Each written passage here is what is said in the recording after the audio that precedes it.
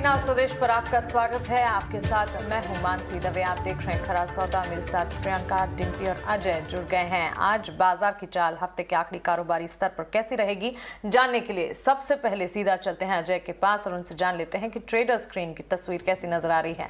Ajay, good morning, बताएं। प्रियंका, देखिए, अगर आप एसजीएक्स निफ्टी को सिर्फ देख के अपना मूड बना रहे हैं कि बाजार आज कैसा होगा, तो आपको बहुत क्लियर पिक्चर नहीं आएगी, क्योंकि हम इतना ज़बरदस्त रैली किए हैं लास्ट 3 दिनों में। आज का ट्रेडर स्क्रीन बहुत ज़्यादा भयानक तो नहीं लग रहा है, इसमें शेड्स ऑफ ग्रीन ज़्यादा है। देखिए, डीआईआई स्ट्रांग है। हमने एफआईआईज की जो इंटेंसिटी है 8000 करोड़ टाइप की बन चुकी थी, वो कम होती हुई देखी है। तो हालांकि इस समय रेड टिक लगा हुआ है, लेकिन अगर आप कंटेक्स्ट में देखिए, 4-5 दिन पहले 8-8 हज़ार करोड़ पर डे बेच रहे थे और 1900 करोड़ ही बेचा है, तो वो अच्छी बात हुई है। ग्लोबल नेगेटिव है लेकिन भयानक नहीं है। डार्क शेड और रेड था 2-3 दिन पहले तक, वैसा नहीं है, थोड़ा नेगेटिव है। एफएनओ में हमें क्लियर शॉर्ट कवरिंग दिखी है। डिम्पी से और बात करेंगे इस बारे में। तो सेंटिमेंट अगर आप जिस्ट देखें तो कॉशियस है, नेगेटिव नहीं है। ट्रेंड देखना होगा यहाँ से 3 सॉलिड ट्रेडिंग डेज, आज फ्राइडे भी है, तो आपको आज लॉन्ग अनवाइंडिंग भी थोड़ी नजर आएगी। तो ट्रेंड इमीडिएट थोड़ा सा नेगेटिव हो गया है, लेकिन एक आपको अगर एक इंडिकेटर पे नजर रखनी है तो वो होना चाहिए क्रूड ऑयल। क्रूड ऑयल $107 आ गया है, टॉप में 130 गया था, 15% नीचे आ गया है लगभग। तो वो एक बहुत इंपॉर्टेंट डिसाइडिंग फैक्टर होगा। लेकिन कुल मिला के जो एक पैनिक जैसी सिचुएशन थी वो चली गई है। मामूली नेगेटिव है ट्रेंड, शेड्स ऑफ ग्रीन, और लास्ट 3 दिन में काफ़ी इंप्रूवमेंट आया है। एफएनओ में देखते हैं कि एग्जैक्टली कहाँ हाई डिलीवरी काम हो रहा है, कहाँ पे हैवी लॉन्ग शॉट हो रहा है। डिम्पी आ चुके हैं। Good morning Dimpy. अजय, आपकी स्क्रीन अब काफ़ी हरे और ब्लू कलर से भर गई है। पहले तो बहुत लाल हुआ करती थी, बट हाँ, एफएनओ में शॉर्ट कवरिंग हुई है। कल फ्रेश लॉन्ग थे, कल हमने आपके सामने बात रखी थी और शॉर्ट कवरिंग हुई। और ये बात बिल्कुल आप ठीक कह रहे हैं कि 1000 पॉइंट की रिकवरी निफ्टी के अंदर सिर्फ 2 दिन के अंदर आई है। खैर, ये आंकड़े आपकी स्क्रीन पर दिख रहे होंगे। इसमें जो इंडेक्स फ्यूचर्स का आंकड़ा है ना 1570 करोड़ का, ये ज़्यादा इंपॉर्टेंट है, इस पर ध्यान देना चाहिए। और इंडेक्स ऑप्शंस पे 840 का। कल एक्चुअली हम ये सेंस भी कर रहे थे, या तो बाजार के अंदर बहुत बड़े आंकड़े आएंगे एफआईआईज के, या तो बिल्कुल ही नहीं आएंगे। कुछ ऐसा ही हुआ। दोनों के आप देखें नंबर्स तो कुल मिला के सिर्फ 3000 करोड़ भी नहीं बनते हैं, प्लस माइनस अगर दोनों आप जोड़ भी दें तो कुछ ज़्यादा बड़ा डाटा नहीं है। शायद मार्केट थोड़ा स्टेबल होना चाहेगा। आज वो स्टेबिलिटी का दिन हो सकता है। आपने एक इंपॉर्टेंट पॉइंट को छुआ है, वो है क्रूड। क्रूड बहुत इंपॉर्टेंट होगा आगे चल के। क्रूड से ही शायद एफएनओ डाटा भी थोड़ा बहुत हिला डुलेगा। मैं जल्दी से आपकी स्क्रीन पर और लेके आता हूँ निफ्टी का ट्रेंड लेके आता हूँ। निफ्टी के अंदर कल क्या हुआ, 2-2 लाख शेयरों का ऊपर इंटरेस्ट था। कल शॉर्ट कवरिंग अच्छी हुई है। कल शॉर्ट कवरिंग का ट्रेंड और परसेंटेज भी काफ़ी अच्छा था। 6.5% आप देख पा रहे हैं, ऊपर इंटरेस्ट घटा है। इसका मतलब मार्केट में बहुत हद तक शॉर्ट्स बाहर हुए हैं। ताज़ा खरीदारी आई नहीं आई है, मार्केट और चलेगा नहीं चलेगा भी क्वेश्चन मार्क है, क्योंकि 16,700-800 की कॉल राइटिंग भी बहुत जोरदार हुई है। बट 16,600 अभी हमारा रिस्क इंडिकेटर है। इसके इर्द गिर्द अगर घूमते रहे तो ज़्यादा बड़ी दिक्कत नहीं आएगी। ये शॉर्ट कवरिंग का ट्रेंड है। इसी तरह से अगर आप कुछ इंपॉर्टेंट पिवट्स पॉइंट्स में आपको दिखाता हूँ निफ्टी के, जहाँ पे आपको रेजिस्टेंस और सपोर्ट दिखेगा। पहला सपोर्ट और दूसरा सपोर्ट ऑलरेडी हम इसके पार है। ये 16,250 और 16,084 है, और रेजिस्टेंस है 16,680 और 16,940। अब आता हूँ मैं जरा बैंक निफ्टी के डाटा पे। बैंक निफ्टी के अंदर भी शॉर्ट कवरिंग अच्छी हुई है। 7-7.5% का माइनस ओपन इंटरेस्ट हुआ है, और ये 34,800 है। अब आप अजय इस बात को ये समझिए कि वहाँ पे आपको 16,500 के आसपास और यहाँ पे 34,500 के आसपास आपको थोड़ा आगे पीछे घूमना पड़ेगा आज, अगर एडजस्ट करना डाइजेस्ट करना है तो। एक बात कहना चाहूंगा, जो निफ्टी फ्यूचर्स 16,600 पे बंद हुआ है, जो स्पॉट बंद हुआ है 16,600 पे, अगर आप उस 1000 पॉइंट की इंटरडे रैली का 1/3 निकाल लें, जो रफली एक करेक्शन होता है, तो भी 300 पॉइंट नीचे, तो आपने जो 200-300 की बात, वो जो जोन देखा है वहां पे आके सपोर्ट, वो बेस स्ट्रांग है। वो बेस स्ट्रांग है, वो बेस अभी भी है। मैं इसी बेस पे आने चाहता हूँ। एक बार जरा पीसीआर और विक्स आपको दिखा दो, फिर उसी बेस पे जो अजय आपको बता रहे हैं उस पर आपको मैं नोटिस भी कराऊंगा, वो ऑप्शंस के जरिए क्लियर होगा। खैर, ये आप कल पीसीआर देख लीजिए और विक्स देख लीजिए। इसमें ना अभी भी वॉलेटिलिटी इंडेक्स 25 के ऊपर है, तो वॉलेटिलिटी बहुत रहेगी। आप कैरी ओवर ट्रेड बिल्कुल सोच समझ के लेके जाने वाले हैं। इंट्राडे काम कीजिएगा जैसे आप पहले भी करते आए हैं। 88 और 68 का जो पीसीआर है, ये बता रहे हैं कि अभी भी हम थोड़ा ओवरसोल्ड है। इतने महंगे नहीं हुए, भले 1000 पॉइंट भले ऊपर निफ्टी से ऊपर आगे होंगे।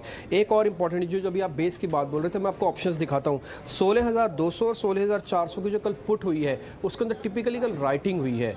या बिल्कुल येलो कलर में जो देख पा रहे हैं 16,200 16,400 पुट राइटिंग है। पुट राइटिंग मतलब यहाँ पे मंदी के लोग ने बाहर निकल गए सिस्टम से, और शॉर्ट कवरिंग हुई है 16,300 400 में।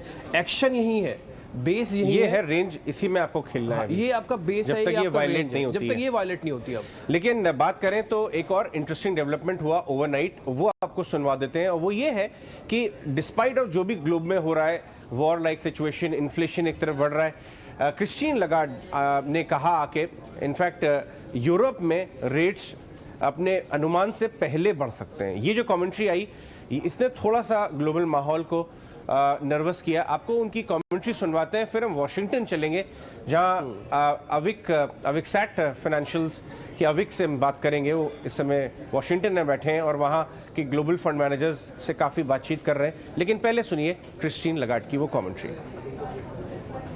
Revised downwards for the near term owing to the war in Ukraine.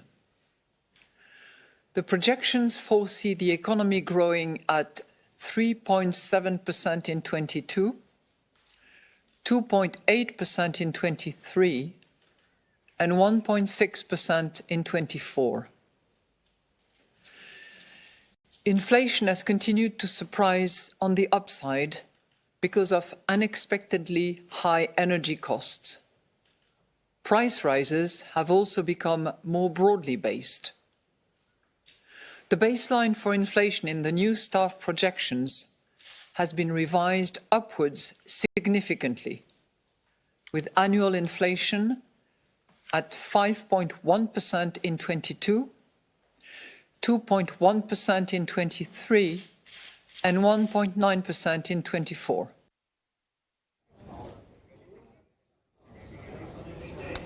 Right, चलिए अब अविक साहा से मिलते हैं वॉशिंगटन से। अविक, good morning.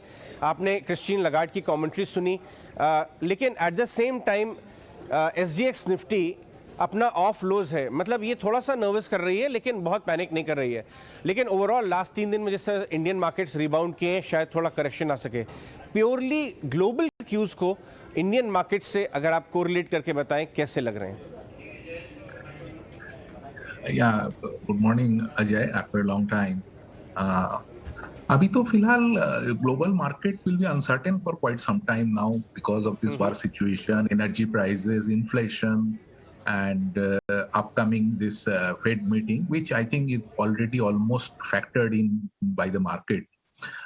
Now the question comes is that Fed एक बार बढ़ाएगा interest rate और 2-3 बार आगे जाके बढ़ाएगा. All depends on what is the how much is the inflation and how much is the situation of this global uncertainties which is around this war. So I say Indian market, I think, as you know, that we are not a short-term investor, so I don't really cannot comment on day-to-day basis. But Indian market has come to a level where I think people who are interested to buy धीरे-धीरे buy कर सकता है तो कि purely valuations को अगर आप देखें तो वैल्यूएशन अट्रैक्टिव जोन में आ गए हैं। आप खुद भी एक वैल्यू इन्वेस्टर हैं और बहुत वैल्यू सेंसिटिव बाइंग करते हैं। अविक, बताइए हमारे व्यूअर्स के लिए कौन से एरियाज में आपने निबलिंग शुरू कर दी है और आप ग्लोबल और ऐसे एरियाज जहां पे ग्लोबल क्यूज का बिजनेस मॉडल्स पे कम असर होने वाला है? देखिए, एक तो है IT sector, one is IT, other is the chemical sector, because the basic themes on which we were working and also we all know now by now are remaining same. Like India is now one of the highest growing economy, and that will remain so for coming many years now. I think China has given a growth target of 5.5%. हम तो उससे आगे थोड़ा बढ़ेंगे because our economy का size बहुत छोटा है. Secondly, if you see this global market last 10 years, US market has also gone up 3.3 times and Indian market has also gone up 3.3 times, even though the differential of growth is very high compared to USA. So but अगले 10 साल लगता है Indian market के लिए, हमें इधर भी जो लगता है बातचीत करके लगता है इंडियन मार्केट में interest will come back. Only thing is a matter of time when this FII is again come back to India. बिल्कुल अविक, इस पर एक लंबी चर्चा हमारी बनती है क्योंकि हमें मालूम है अभी आप वॉशिंगटन में टॉप US इन्वेस्टर्स से मुलाकात भी कर रहे हैं और आपको काफ़ी रीडिंग और एनालिसिस का टाइम मिल रहा है। थोड़ा दूर हटके जब हम देखते हैं तो चीज़ों को साफ तौर पे एनालाइज कर पाते हैं। Thank you very much for your time. Avik. Thank you. Priyanka, देखिए अविक जो कि भारत मूल के हैं, इस समय विजिट कर रहे हैं, ऑफ कोर्स वो बोल रहे हैं कि एफआई की बिकवाली शायद एग्जॉस्ट होना शुरू कर देगी, और मेरे हिसाब से ये एक बहुत बड़ा ट्रिगर होगा बाजार के लिए, शॉर्ट टर्म वॉचर्स के लिए। एब्सोल्युटली अजय, इनफैक्ट अगर आप एफआईज के आंकड़े को देखें तो अगर इसमें कुफोर्ज डील के जो कुफोर्ज का एक सेल ऑफ था वो ना होता तो शायद ये फिगर्स और कम होती। तो यानी दैट मींस कहीं ना कहीं एफआईज की जो सेलिंग है वो एग्जॉस्ट हो रही है, डीआईज का सपोर्ट लगातार है। और कौन से इंपॉर्टेंट इंडिकेटर्स हैं जो आज मार्केट में कुशन दे सकते हैं या फिर हमें रेडी रहना चाहिए यहाँ पर एक स्लिप ओवर के लिए? हमारे साथ हमारे टेक्निकल एनालिस्ट भी बने हुए हैं। आप ये एफआईज और डीआईज का वेरी ब्यूटीफुल रिप्रेजेंटेशन हम देख भी रहे हैं कि किस तरह से slowly and gradually up till 10th मार्च आपको अब सिर्फ लगभग 2000 करोड़ की ही सेलिंग देखने को मिल रही है, whereas this selling was as high as 8000 crore on a day, और इससे भी ज्यादा रही है कई दिनों में। तो चलिए अब एक बार ये समझ लेते हैं कि इस आंकड़े के बाद आज का ट्रेड सेटअप किस तरह से दिखता है। हमारे टेक्निकल एनालिस्ट हमारे साथ बने हुए हैं, हमारे साथ हैं कुश बोहरा, हमारे साथ है संतोष मीना और हमारे साथ है Chirag Kamani. Good morning to all of you. कुछ सबसे पहले I would like to come to you. जिस तरह से कल ऊपर के लेवल्स की बात हो रही थी, ऊपर रेजिस्टेंस की बात हो रही है, अब आज आपको एसजेएक्स 50 से देखकर और जिस तरह से नैस्डैक में क्रैक आया, surely led more by IT stocks, और डाउ में क्योंकि इतनी आपको गिरावट नहीं दिखी जितनी रेट हाइक का फियर और उसके चलते टेक्नोलॉजी स्टॉक्स में आपको एक सेल ऑफ देखने को मिला। क्या हम भी प्रिपेयर हो रहे हैं एक गैप डाउन के लिए और उसके बाद एक वॉलेटाइल सेशन या फिर डाउनवर्ड सेशन देख सकते हैं? क्या आप आय कर रहे हैं आज लेवल्स को? थैंक यू, नमस्कार आपको और आपके सारे दर्शकों को भी। देखिए, कल का जो मार्केट था वो एक बहुत ही ब्यूटीफुल रेंज में ट्रेड कर रहा था, जैसा कि ऑप्शंस डेटा बता रहा था कि 16,700 16,800 के आसपास एक बहुत ही अच्छी कॉल बेस बनी थी, और 16,300 और 400 के आसपास पुट बेस बनी थी, तो उसी रेंज में था। आज नए वीकली एक्सपायरी की शुरुआत है, तो अगर हम वो डेटा कंसिडर करें तो 16,600 के आसपास जहां मार्केट क्लोज हुआ है, उसके प्रीमियम्स अगर हम जोड़ें 500 के आसपास करीब प्रीमियम्स बनते हैं, तो एक ब्रॉड रेंज जो बनती है वो है 16,100 और 17,100 की। लेकिन जैसा कि डिम्पी और अजय भी बता रहे थे, 16,200 और 16,800 पे बहुत ही स्ट्रॉन्ग पुट बेस और कॉल बेस हैं, तो ये एक इमीडिएट लेवल होगा जो एक्ट करेगा एज सपोर्ट एंड रेजिस्टेंस, तो 16,200 और 800। लेकिन ये जो हम एसजीएक्स निफ्टी में गिरावट देख रहे हैं, ये कहीं ग्लोबल मार्केट्स का हैंगओवर है जो मोमेंटम मार्केट्स ने गैदर किया है ओवर द लास्ट 3 डेज। क्योंकि बहुत अच्छा चांस है कि हम जरा सा नीचे ओपन हो, बट एक बाइंग अपॉर्चुनिटी बन जाए वहां से, और 16,600 16,650 के आसपास हम वापस जा सकते हैं। तो अगर हम ओवरऑल निफ्टी के स्ट्रक्चर की बात करें तो फिलहाल तो पॉजिटिव है। 16,600 के 16,400 के स्टॉप लॉस है, 16,600 16,650 के टारगेट के लिए ट्रेडर्स डेफिनेटली निफ्टी में बाय कर सकते हैं। तो यानी यहाँ से खुश जो देख रहे हैं वो ऊपर का टारगेट देख रहे हैं, तो हो सकता है हम इनिशियली कुछ प्रेशर के साथ खुले जरूर, लेकिन बाजार एक रीबाउंड जरूर अटेम्प्ट करेगा। निकुंज जब हमारे साथ बने हुए हैं, ET Now और ET Now स्वदेश के मैनेजिंग एडिटर निकुंज डालमिया। गुड मॉर्निंग निकुंज। जिस तरह से ग्लोबली क्यूज हम देख रहे हैं, IMF की आप कमेंट्री देखें, कहीं ना कहीं ये करेंसी में भी आपको सेफ हेवन दिखता है, वहां पर आपको और वीकनेस दिख रही है। रिस्क ऑफ दोबारा से कल एक छोटा इंडिकेटर क्रिप्टो में फिर से आपको एक तेजी देखने को मिली। एसजेएक्स निफ्टी इस वक्त थोड़ा इंडिकेट कर रहा है कि वो शायद एक प्रेशर में खुलेगा। ग्लोबली तो कहीं टेंशन कम नहीं हुई थी। आप किस तरह से मार्केट्स को रीड कर रहे हैं? आप कैसा सेटअप हो सकता है आज का? प्रियंका, आपने सारे क्यूज इतने अच्छे से समराइज करा है, मैं सोच रहा हूँ इसमें आगे क्या ऐड करूँ।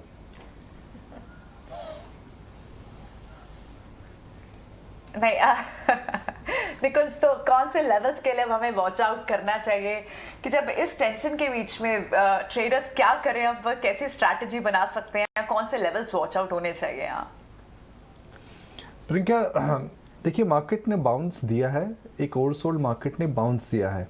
अब शायद हमें आज या सोमवार तक में पता लग जाएगा कि आप क्या गेन सस्टेन करेंगे and can we go against the global trend. देखिए मार्केट की जो साइकोलॉजी है, हिंदुस्तान की जो साइकोलॉजी है, वह 2 चीज़ों पे हमेशा बहुत निर्भर करती है, what are foreigners doing and in the current context which way crude is moving. तो कल का जो एफआई का फिगर आया था, जाहिर है कल 2000 करोड़ से कम था। आजकल 2000 करोड़ की सेलिंग हमें कम लगती है, पर कॉन्टेक्स्ट ऐसा था कि 7000 करोड़ की सेलिंग फिगर आ चुकी थी। क्रूड जो 130 पर था, अभी वो 115 116 पर है।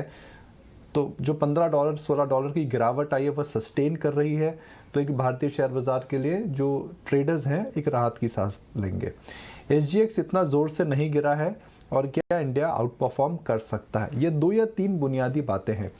तो प्रियंका, क्योंकि मार्केट अब स्टेबल थोड़े लग रहे हैं और हमें लगता है कि फॉल अप सेलिंग थोड़ी कम होगी, हमें 1-2 दिन में पता लगेगा क्या करना चाहिए। हम रिलायंस की 2 दिन पहले बात कर रहे थे, उस पर अभी भी नज़र बना के रखिए, आउट परफॉर्म कर रहा है। प्राइवेट बैंक्स पे ज़रूर नज़र रखिए। मेरे को लगता है कि अगर सेलिंग इंटेंसिटी कम होगी एफआई की जो कंपल्सिव है, तो वैल्यू किधर मिल रही है इस समय मार्केट में, वह HDFC बैंक, ICICI बैंक, कुछ हद तक कोटक महिंद्रा बैंक। मुझे लग रहा है कि उस पॉकेट में बड़े बैंक्स पे ज़रूर नज़र रखिए। अगर एफआई की सेलिंग कम होती है तो एफआई ओन स्टॉक्स के अंदर प्रेशर कम होगा। कौन से ऐसे एफआई ओन स्टॉक्स हैं जिनके अंदर टेक्निकल फैक्टर्स से मार्केट गिर रहे हैं और फंडामेंटल फैक्टर्स से नहीं गिर रहे हैं? I think those are private bank, जहाँ पर सब बोल रहे हैं कि भाई जो गिर रहे हैं इन्हें गिरना नहीं चाहिए, मगर इसलिए गिर रहे हैं बिकॉज इनके अंदर रोज कोई फॉरेन इन्वेस्टर आकर के बेच रहा है, धमाधम सेलिंग हो रही है। जब वो धमाधम सेलिंग बंद होगी तो उसमें यू टर्न मिलेगा। तो मैं अज्यूम कर रहा हूँ कि एफआई सेलिंग थोड़ी कम हो सकती है। क्रूड गिर चुका है, मैक्रो जितने खराब नहीं लग रहे हैं अगले 2-3 दिन के लिए, तो क्या प्राइवेट बैंक्स वापस आ सकते हैं? ये एक ट्रेड हो सकता है। निकुंज, गुड मॉर्निंग। ऑफ कोर्स जिस तरह से हम शुरुआती संकेत में ही बता रहे हैं, आपने भी बताया कि एफआईआईज की सेलिंग की इंटेंसिटी जो है वो कम होती हुई नज़र आ रही है, which is of course a positive. लेकिन इंडियन इकोनॉमी के लिए सबसे इम्पोर्टेंट इस समय क्या है? जो ग्लोबल कंसर्न्स हैं वो, या फिर एफआईआईज की सेलिंग जो लगातार हमने देखी और वहाँ से प्रेशर जो है वो कम होना? क्या आपको लगता है कि कोई स्टैगफ्लेशन की सिचुएशन जो है वो अब ज़्यादा बढ़ती हुई दिख रही है? क्योंकि हम देख रहे हैं इन्फ्लेशन बढ़ता हुआ दिखा है, इकोनॉमिक ग्रोथ कम है एंड अनएम्प्लॉयमेंट ऑल्सो स्टेज। इन तमाम संकेतों को देखते हुए इकोनॉमी को बूस्ट अप क्या कुछ करेगा? मानसी, देखिए कि एक काफ़ी बड़ा सवाल है। आई थिंक इस पर हम कभी और चर्चा करेंगे कि इंडिया में इन्फ्लेशन और स्टैगफ्लेशन आ सकती है नहीं आ सकती। मेरा मानना नहीं आएगी, बिकॉज ग्रोथ कम होगी मगर ग्रोथ रुकेगी नहीं। ग्लोबल इकोनॉमीज़ में दूसरी कंसर्न्स हैं। यूएस की इन्फ्लेशन आप देखिए, यूरोप में जो कल आपने ईसीबी से सुना है, पहली बार मैं दूसरे नेटवर्क्स को भी देख रहा था तो ग्लोबल फोरम्स पे जेनेट येलन ने पहली बार बोला है कि इन्फ्लेशन को लेकर के चिंता है। तो यूएस सेंट्रल बैंकर्स की क्रेडिबिलिटी, आई एम सॉरी, थोड़ी सी इस समय हिल चुकी है। They were behind the curve in acknowledging that inflation आ सकती है, इन्फ्लेशन आएगी और इन्फ्लेशन रहेगी।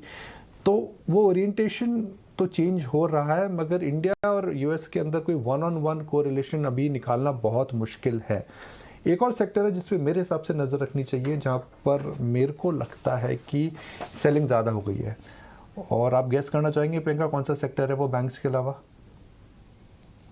ज़्यादा हो गई है। I think paints and maybe home improvement. Asset management stocks लगते हैं मुझे Priyanka, because these are businesses which frankly are doing very well.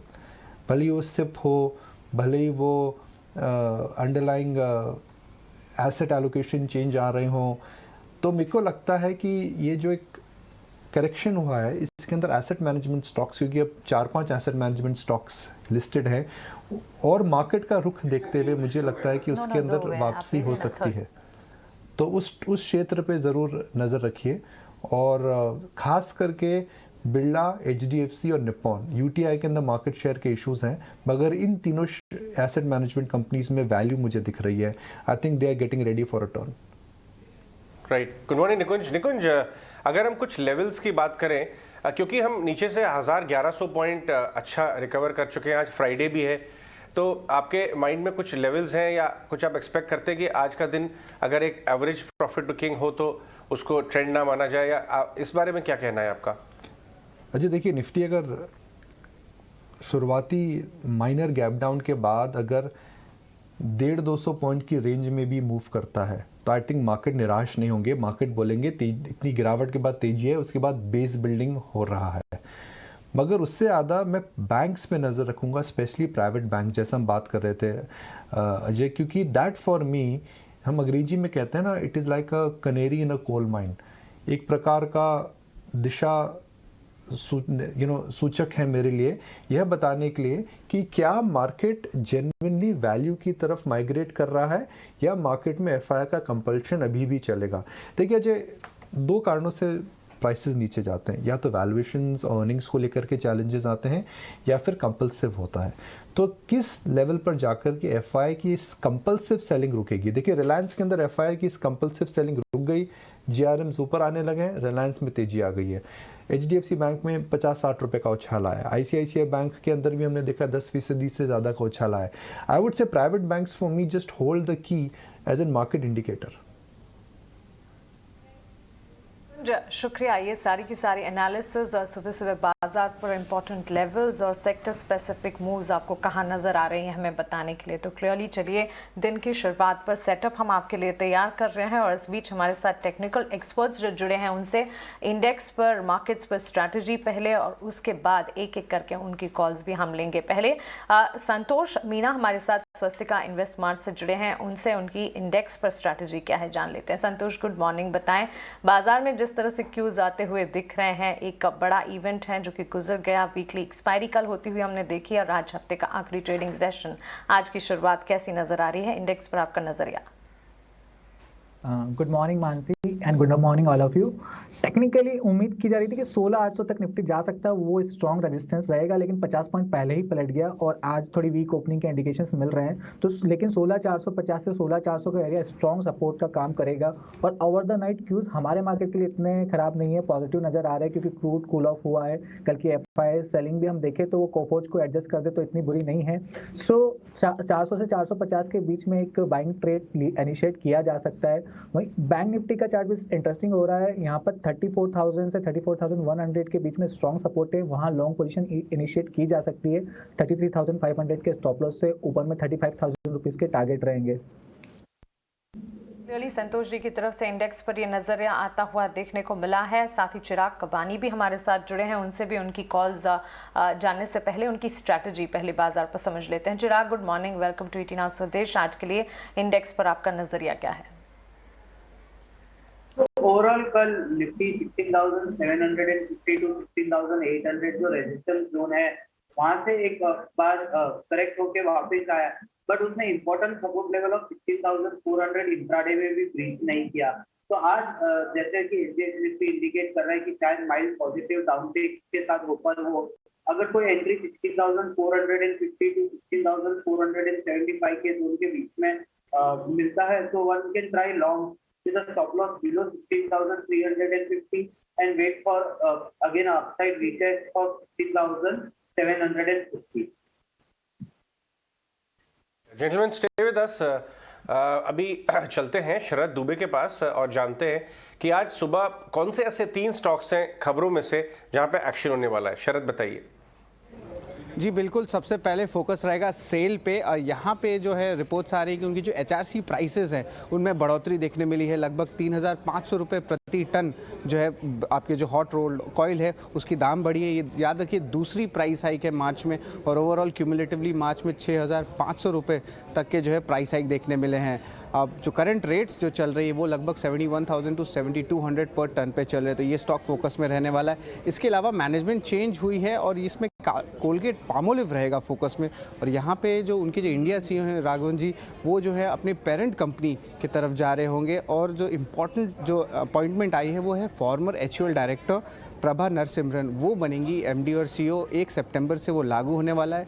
ये इंपॉर्टेंट इसलिए क्योंकि पिछले 20 साल से जो है उनका जो ओरल कैटेगरी में जो है बहुत शानदार एक्सपीरियंस है और ब्रोकरेजेस ने भी एक टाइप से थम्स अप दी है और एक टाइप से पॉजिटिव रिएक्शन स्टॉक में हम एक्सपेक्ट कर सकते हैं जाते हुए। इसके अलावा जो है power stocks specially Reliance, Tata power, Adani green energy, ये सब आज फोकस में रह सकते हैं। पावर मिनिस्ट्री जो है एक नए फ्रेश बिड की एप्लीकेशन जो है उनकी जो पीएलआई स्कीम है सोलर की, उसकी जो है नई बोली जल्दी स्टार्ट कर सकते हैं। याद रखिए 19,500 करोड़ का जो पीएलआई स्कीम ऑलरेडी अनाउंस्ड है, तो उसके कारण ये सारे स्टॉक्स जो आज फोकस में रह सकते हैं। और ये जो है इसमें नए मैंडेटरी बिड्स जो लोकल प्लेयर्स के उनके लिए ज़्यादा फोकस पे रहने वाले हैं। तो ये 3 जो खबर है आज हमारे दिन के ट्रेड में फोकस में रहेंगे। ऑलराइट, ठीक है शरद, तो ये आज के 3 टॉप स्टॉक्स रहेंगे जिन्हें हमें वॉच आउट करना है और इन पर एक्सपर्ट से राय भी लेंगे। लेकिन इस वक्त पहले उनकी trading call of the day समझ लेते हैं। खुश, आपकी क्या रहेंगी आज की ट्रेडिंग कॉल्स और कॉल ऑफ द डे? जी हाँ, जैसे हमारा बायस लार्जली पॉजिटिव है मेरे 3 में से 2 कॉल्स बाय के हैं। पहला है पिडिलाइट और ये कॉल ऑफ द डे भी है। बहुत ही बहुत ही अच्छा वेल्थ क्रिएटर रहा है over a period of time. तो ऐसे वॉलेटाइल टाइम्स में ऐसे स्टॉक्स में ट्रेड करना भी बहुत ही सही डिसीजन होगा कि अगर मान लीजिए आप नीचे के लेवल में अटक भी जाते हैं इस स्टॉक में बाय करके, तो आपको चिंता नहीं होगी। तो पिडिलाइट एक स्टॉक रहेगा जो ट्रेडर्स भी यहाँ पे बाय कर सकते हैं। हमने कल इस स्टॉक में अपने 200 डे मूविंग एवरेज के ऊपर क्लोजिंग देखी है, जो एक बहुत पॉजिटिव साइन है। तो Pidilite will remain a buy 2420 का टारगेट और 2300 के स्टॉप लॉस से। दूसरा स्टॉक है मेरा Adani enterprises. 200 day moving average के आसपास स्टॉक ने 2 बार सपोर्ट 3 बार सपोर्ट लेके काफी अच्छा बाउंस दिखाया है, और कल तो इसने अपने मीडियम टर्म एवरेजेस को भी पॉजिटिवली क्रॉस किया है। तो ये मोमेंटम कंटिन्यू हो सकता है आने वाले कुछ दिनों में। तो Adani enterprises will remain a buy for a target of 1800 and a stop loss of 1700। Volatility है मार्केट में, तो कहीं हेज करके चलना चाहें तो एक सेल कॉल भी है, वो है बंधन बैंक पे। बंधन बैंक में हमने देखा है स्ट्रक्चर जरा सा वीक हुआ है ओवर द लास्ट 1 मंथ और सो, और कल जहां मार्केट और बैंक निफ्टी दोनों, निफ्टी और बैंक निफ्टी दोनों ही इतने पॉजिटिव थे, उसमें भी ये स्टॉक नहीं परफॉर्म कर पाया, नहीं पार्टिसिपेट कर पाया। तो कहीं ना कहीं एक अंडरलाइंग वीकनेस इस स्टॉक में दिख रही है। तो Bandhan bank will be a sell for a target of 260 and a stop loss of 270। Okay, तो क्लियरली कुछ बुरा की तरफ से हमारे पास 3 कॉल्स आती हुई, जहां पर एक बिकवाली की बंधन बैंक पर, अदानी एंटरप्राइजेस पर खरीदारी के मौके ढूंढे जा सकते हैं, और साथ ही पिडिलाइट जो कि उनकी कॉल ऑफ द डे है आज के लिए। टारगेट और स्टॉप लॉसेस लगातार आपकी टीवी स्क्रीन पर फ्लैश हो रहे हैं, इन्हें नोट डाउन जरूर कीजिएगा। संतोष, आपकी तरफ से स्टॉक स्पेसिफिक रिकमेंडेशन आज के लिए क्या होंगे और उनमें से कॉल ऑफ द डे क्या होंगी? मेरा पहला स्टॉक कमोडिटी स्पेस से है, प्राज इंडस्ट्री। इसका स्ट्रक्चर काफ़ी बुलिश है, इसने अच्छा बेस बनाया और इनवर्स हेड एंड शोल्डर का ब्रेकआउट दिया है। तो यहाँ पर मेरी खरीदारी की सलाह रहेगी for the target of 400 and 420। यहाँ पे मेरा स्टॉप लॉस रहेगा 355 का। दूसरा स्टॉक भी मेरा कमोडिटी स्पेस है, टाटा स्टील। आप इसका स्ट्रक्चर देखें तो काफ़ी बुलिश है। रिसेंटली एक पुल बैक आया था, इस पुल बैक में उसने 200 दिन के मूविंग एवरेज पे अच्छा बेस बनाया और फिर कल आखिरी के 1 घंटे में अच्छा बुलिश मोमेंटम दिखाया। तो मुझे लगता है मोमेंटम आज भी जारी रह सकता है। तो यहाँ 1420 रुपये का टारगेट रहेगा और 1235 रुपये का स्टॉप लॉस रहेगा। मेरा तीसरा स्टॉक है कोलगेट। इसमें न्यूज़ भी है, पॉजिटिव डेवलपमेंट है। स्टॉक ने स्ट्रॉन्ग बेस बनाया है 1400 के आसपास, और कल इसने एक स्ट्रॉन्ग रेजिस्टेंस के ऊपर क्लोजिंग दी है, अपने 100 डे मूविंग एवरेज को भी पार किया है। तो यहाँ पर हमें 1575 रुपये के टारगेट देखने को मिल सकते हैं। 1450 रुपये का स्टॉप लॉस रहेगा। मेरा जो तीसरा स्टॉक, जो call of the last stock, जो कॉल ऑफ द डे है, चंबल फर्टिलाइजर। इस स्टॉक की बात करें तो इस स्टॉक में भी इनवर्स हेड एंड शोल्डर का ब्रेकआउट आया है और अपने सभी मूविंग एवरेजेस के ऊपर बंद हुआ है। और कल एक अपडेट भी आया था रशिया से कि उन्होंने टेम्पररी फर्टिलाइजर पे अभी एक्सपोर्ट पर रोक लगाई है, तो शायद इसके लिए एक टेलविंड का काम करेगा। तो यहाँ पर हमें 440 के टारगेट देखने को मिल सकते हैं। 404 रुपये का स्टॉप लॉस रहेगा। तो क्लियरली यहाँ पर संतोष की तरफ से भी Praj industries, Tata steel, Colgate पर कॉल्स आती हुई, और Chambal fertiliser call of the day के तौर पर संतोष की तरफ से। चिराग, आपकी तरफ से स्टॉक स्पेसिफिक रिकमेंडेशंस कौन से होंगे, साथ ही कॉल ऑफ द डे आपकी? कॉल ऑफ द डे मेरा रहेगा मल्टी कमोडिटी एक्सचेंज एमसीएक्स ने वीकली चार्ट पे एक बुलिश एंगल पे पैटर्न बनाया और कल एक अच्छा फॉल ऑफ बाइंग भी आया उसमें। कल का क्लोज 1330 के पास में था। अगर ओपनिंग वही जोन में होता है 1325 1330, तो वहां पे एक लॉन्ग इनिशिएट कर सकते हैं 1290 के स्टॉप लॉस से। मुझे इसमें पोटेंशियल अपसाइड अप टू 1450 दिखता है। सेकेंड मेरा ट्रेड रहेगा buy on Oberoi realty. Oberoi realty ने 3 वाइट शोल्डर्स पैटर्न बनाई है डेली चार्ट पे और अच्छा फॉलो अप बाइंग आया है। उसने भी लास्ट वीक के प्रीवियस हाई क्रॉस करके उसके ऊपर क्लोज किए। तो अराउंड 901 905 कल का क्लोज था, वहां पे एंट्री लेनी चाहिए। Stop loss 880। First target would be 940, second 965। Third trade would be buy Adani enterprise. Closing कल का 1740 के आसपास था।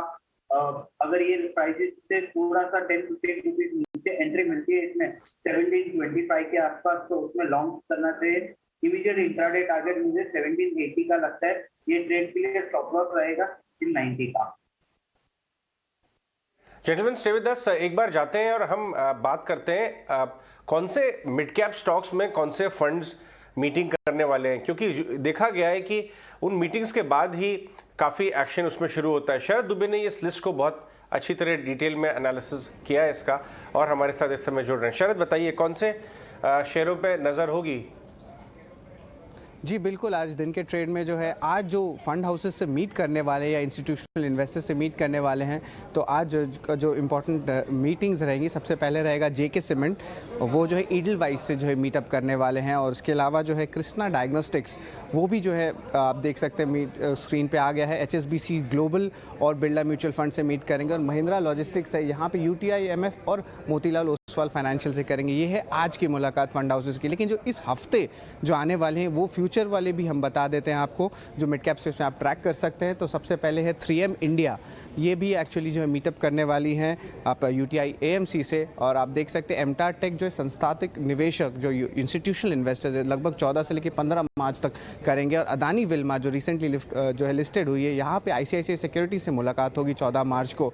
इसके अलावा इंडिया एनर्जी एक्सचेंज भी फोकस में रहेगा, वो भी जो है बहुत सारे इन्वेस्टर्स से मीट कर रहे होंगे। ओवरऑल आज जो है सेज1 एडवाइजर्स के साथ मीटिंग है, फिर GIC जो आपके सिंगापुर के जो आपके सॉवरेन फंड है उनसे मीटिंग है 17 मार्च को, और आखिर में ग्रीनफील्ड एडवाइजरी के साथ मीटअप है 22 मार्च को। धन्यवाद शरद। एक स्टॉक के ऊपर बात करना बहुत ज़रूरी है, और वो है रिलायंस इंडस्ट्रीज़। इससे पहले कि हमारे विजय चोपड़ा हमारे फंडामेंटल गेस्ट जुड़े, एक रिलायंस इंडस्ट्रीज ग्राफ को आप एक महीने का ग्राफ देखिए और उसको निफ्टी से मैप करिए। उसके अंदर काफ़ी अच्छी आउट परफॉर्मेंस आ रही है, हाई डिलीवरी बेस्ड काम हो रहा है। अगर आप देखें इसको, अगर आप मैप कर सकें निफ्टी के साथ, आप देखेंगे कि 2250 से ऑलमोस्ट 2450 पहुंच गया था, थोड़ा सा करेक्ट हुआ है। ऐसे टाइम में जब निफ्टी नीचे आया, तो जब ये निफ्टी को आउट परफॉर्म कर रहा है, ऐसे टाइम में जब बैंक्स थोड़ा कमज़ोर हैं, तो ये एक्चुअली बहुत ज़्यादा सपोर्ट कर रहा है बाज़ार को। वो देखिए एंड में अगर आप देखें तो आपको आउट परफॉर्मेंस नज़र आएगी। ये है रिलायंस का वेट इंडेक्स में 14-15%, और इसी चक्कर में अच्छी खासी परफॉर्मेंस आ रही है। विजय चोपड़ा हमारे साथ जुड़ चुके हैं क्या? ऑल राइट, अभी थोड़े से मिनट्स और लेंगे वो, इससे पहले वापस चलते हैं। चिराग, रिलायंस पे क्या कॉल बन रहा है? GRM बढ़ रहे हैं, कल की खबर थी कि डीजल एक्सपोर्ट्स ही बढ़ा रहे हैं यूरोप को। टेक्निकली एकदम स्ट्रॉन्ग है, एक अच्छा मोमेंटम लास्ट 2 डेज में देखा गया है। एकदम सिंपल स्ट्रेटेजी बताऊंगा, अगर कल के हाई के ऊपर सस्टेन ट्रेड करता है आज भी, तो इमीडिएट नेक्स्ट टारगेट इसमें 2460 टू 2480 दिखता है। 2460 2480 का ये जो जोन है वो एक मीडियम टर्म रेजिस्टेंस रहा है रिलायंस पे। अगर नेक्स्ट 1 वीक में इसके ऊपर भी क्लोज आ जाता है तो मुझे लगता है कि रिलायंस फिर अपने लाइफ टाइम न्यू हाई भी क्रॉस कर लेगा ये टाइम पे, और प्रोबेबली 3000 तक ऊपर जाएगा। ये हो गई रिलायंस इंडस्ट्रीज पे बात। एक और हम स्पेशल गेस्ट आपके साथ जोड़ेंगे जल्दी ही, नीलेश शाह, कोटक एमसी के, वो मार्केट के मैक्रोज को भी अच्छी तरह ट्रैक करते हैं। इलेक्शंस, जितने भी एलिमेंट्स बाजार को शॉर्ट टर्म या लॉन्ग टर्म में इम्पैक्ट करते हैं, हर जगह पे उनकी नज़र होती है, उनको भी हम लाएंगे जल्दी ही। क्योंकि जो भी कहिए आप, 5 में से 4 राज्यों में नीलेश शाह बस कुछ ही मिनटों में जुड़ रहे हैं हमारे साथ। मैं ये कह रहा था कि 5 राज्यों में से 4 में बीजेपी की विन हुई, और मार्जिन बहुत ज़्यादा था। स्ट्रीट में ये फैक्टर्ड इन नहीं था। भले ऑफकोर्स इस समय ग्लोबल क्यूज़ काफ़ी ज़्यादा वे कर रहे हैं ओवरऑल स्कीम ऑफ थिंग्स में, लेकिन आप इस बात को नहीं हटा सकते कि ये धीरे धीरे जैसे ही ग्लोबल क्यूज़ नॉर्मलाइज होंगे, बाजार ये समझने लगेगा कि ये विन 2024 के लिए कितनी इम्पॉर्टेंट है। राइट, चलिए नीलेश शाह के पास चलते हैं बात करने के लिए कि किस तरह से चीज़ों को वो देख रहे हैं। नीलेश भाई, अगर आप ये बता सकें कि इलेक्शंस, मार्केट्स, मैक्रोज इस समय किस तरह से एलिमेंट साथ में बैठ रहे हैं। श्योरली ग्लोबल क्यूज का रोल ज़्यादा है, लेकिन ये नहीं हटा सकते आप पॉइंट कि बाजार की उम्मीद से बेटर थे इलेक्शन के आउटकम। मार्केट ने कुछ इस तरह के नतीजे एक्सपेक्ट किए हुए थे, और जब चीजें मार्केट की एक्सपेक्टेशन के अनुसार होती है तो मार्केट में उसकी बहुत ज्यादा इम्पैक्ट नहीं होती है। लेकिन इस बार मुझे लगता है कि मार्केट इस नतीजों के पीछे के जो कारण है उसके ऊपर ध्यान दे रहा है। हमने कई सालों से देखा है कि चुनाव कास्ट, रिलीजन ऐसे मुद्दे पे लड़ा जाता है। अब की बार चुनाव growth, development, law and order, employment, इसके ऊपर भी लड़ा गया है। और ऐसा लग रहा है कि अब की बार जो चुनाव लड़ेंगे भविष्य में वह कास्ट और रिलीजन पे कम और ग्रोथ और डेवलपमेंट पे ज्यादा लड़े जाएंगे। और उस वजह से मार्केट को उम्मीद है कि अब सरकारें ग्रोथ ओरिएंटेड आएगी, इकोनॉमी को बढ़ावा देगी। एक पॉलिटिकल स्टेबिलिटी और कंटिन्यूटी का मैसेज इस चुनाव के नतीजों ने दिया है। ये सारी चीजें मार्केट को सेंटिमेंट को पॉजिटिवली सपोर्ट करेगी। All right. Morning, Nilesh. Pleasure to have you on स्वदेश. आपसे समझना चाहेंगे कि आप अब किस तरह से रीडिंग रख रहे हैं, आप कैसे एनालाइज कर रहे हैं सर पूरी जियोपॉलिटिकल सिचुएशन को?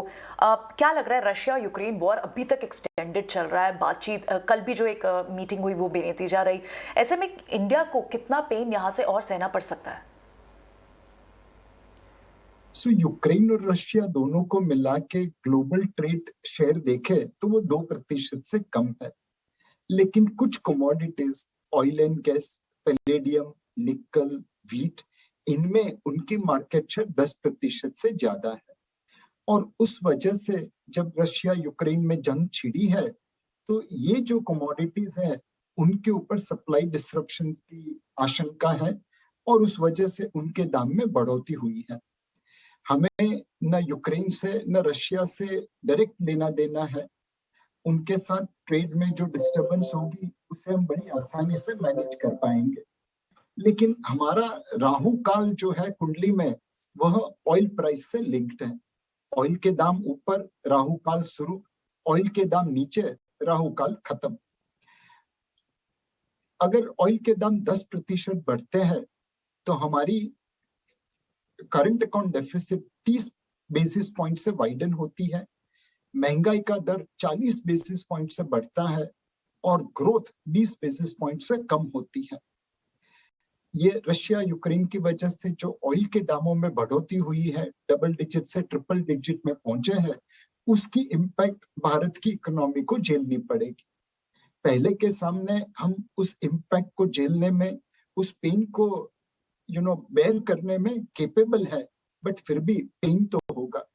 ऑयल के दाम अगर इस लेवल पे रहते हैं तकरीबन $125 के आसपास, तो सालाना हमें $50 बिलियन से ज्यादा भुगतान करना पड़ेगा। वो पैसा आपकी जेब से, सरकार की जेब से या कॉर्पोरेट इंडिया की जेब से बाहर की दुनिया में जाएगा। और इसलिए हमें रशिया यूक्रेन जो जंग छिड़ी है उसमें इंटरेस्ट है। मेरे हिसाब से एक बात तय है कि वॉर खत्म होने के बाद मार्केट हमेशा ऊपर जाता है, बट जब वॉर चलती है तब उसका आउटकम क्या होगा, उसके नतीजे क्या होंगे, ये कहना मुश्किल है। बिल्कुल Nilesh ji, good morning. It's a pleasure to have a conversation with you. अब एक चीज़ तो हम प्राउडली कह सकते हैं कि इमर्जिंग मार्केट्स कैटेगरी में भारत जो है काफ़ी अच्छी ग्रोथ दिखा भी रहा है, लेकिन फिलहाल जो ग्लोबल कंसर्न्स हैं, रशिया यूक्रेन के कंसर्न चल रहे हैं, क्या एक ग्लोबल टर्मोइल के तौर पर ये साबित होते हुए दिखेंगे और इंडियन मार्केट्स जो कि फेयर वैल्यूएशन पर ट्रेड करते हुए दिख रहे हैं इन तमाम चीज़ों को समझते हुए? हम जब वैल्यूएशन को देखते हैं तो हम अपनी रिटर्न एक्सपेक्टेशन और अपने निवेश की अवधि दोनों को संतुलित रखते हैं। जब मार्केट सस्ता हो जाता है, जैसे मार्च, अप्रैल, मई या जून, जुलाई, अगस्त 2020 में था, तब हमारी रिटर्न एक्सपेक्टेशन बढ़ जाती है, हम लालची हो जाते हैं रिटर्न्स के लिए और हमारी निवेश की अवधि भी थोड़ी कम हो जाती है। उस समय हम निवेशक को भी ये सलाह देते हैं कि अब आप इक्विटी में ओवरवेट हो जाइए, अपनी रिस्क एपेटाइट के अनुसार अलोकेशन बढ़ाइए इक्विटी में। जब अक्टूबर 21 जैसा समय आ जाता है तब हम अपनी रिटर्न एक्सपेक्टेशन मॉडरेट कर देते हैं, अपने निवेश की अवधि को लंबा कर देते हैं और अपने निवेशकों को सलाह देते हैं कि भैया अब रिटर्न एक्सपेक्टेशंस कम करिए, आपकी निवेश की अवधि को बड़ा लंबा बनाइए। राइट, ऑल राइट नीरज भाई, thanks very much for your time. In fact इस इलेक्शन विन पे आइए आप सुन लेते हैं कि प्राइम मिनिस्टर मोदी जी ने क्या कहा। के दौरान भाजपा के कार्यकर्ताओं ने मुझसे वादा किया था कि इस बार होली 10 मार्च से ही शुरू हो जाएगी। हमारे कर्मठ कार्यकर्ताओं ने ये विजय ध्वज फहरा करके इस वायदे को पूरा करके दिखाया है। मैं भाजपा के सभी कार्यकर्ताओं की भूरी भूरी प्रशंसा करूंगा, जिन्होंने दिन रात देखे बिना इन चुनावों में कड़ी मेहनत की। हमारे कार्यकर्ता जनता जनार्दन का दिल जीतने में, जनता जनार्दन का विश्वास जीतने में सफल रहे। ऑलराइट, तो ये आप जोश देख रहे थे चारों स्टेट में जिस तरह से परचम लहराया है बीजेपी ने, उसके बाद मोदी जी की ये रिएक्शन। चलिए अब बढ़ते हैं आगे। हमारे साथ नरेश मुरानी भी बने हुए हैं। नरेश, मॉर्निंग, आप कैसे देख रहे हैं? एसजीएक्स निफ्टी तो इस वक्त थोड़ा सा इंडिकेट कर रहा है नेगेटिव, लेकिन आपको क्या लगता है कि यहाँ बाजार रिबाउंड देगा? क्या लेवल्स होंगे जो आप वॉच आउट करेंगे निफ्टी पर, और आपकी ट्रेडिंग कॉल्स क्या होंगी? अभी मेरा मानना यह है कि एक रेंज बाउंड मूव हो जाएगा, जैसे 16,400 जो है 16,400 नीचे की तरफ और ऊपर 16,800, ये रेंज है आज के दिन के लिए और आगे भी। और एक तो जियोपॉलिटिकल इवेंट है ये, और दूसरा जो इवेंट अगले हफ्ते आ रहा है वो है फेड रेट हाइक का।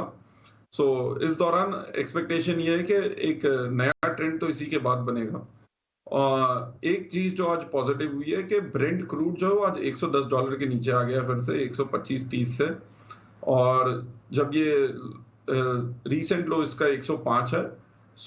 ओवरऑल ये इंडिकेट कर रहा है कि मार्केट का एक्सपेक्टेशन है कि कोई रिजोल्यूशन आएगा जियोपॉलिटिकली अगले कुछ दिनों में या हफ्तों में। तो फिलहाल तो यही रेंज बाउंड मूवमेंट रहेगा इंडेक्स में, और एक बार ये रेंज 16,800 अगर कूद जाए तो फिर से 300-400 पॉइंट की अपटेक आ सकती है। बिलो 16,400 एक 300-400 पॉइंट नीचे आ सकता है। ऐसे में नरेश, आप कैसे आज ट्रेडिंग स्ट्रैटेजी डिवाइस कर रहे हैं अगर रेंज बाउंड सेशन देख रहे हैं आज? तो इसके लिए मैं दो थोड़े लो बीटा स्टॉक्स ले रहा हूं, जहां पे एक शॉर्ट है वो है हिंदुस्तान यूनिलीवर, जिसमें एक अच्छा बाउंस बैक आया हुआ है नीचे से। इसमें स्ट्रिक्ट स्टॉप लॉस रहेगा 2130 और टारगेट 2000। दूसरा है आईटीसी, जिसने काफी स्ट्रेंथ दिखाई है 210 से 230 आते वक्त, और इसमें एक मोमेंटम शिफ्ट हो सकता है अगर 235 के ऊपर रहे तो।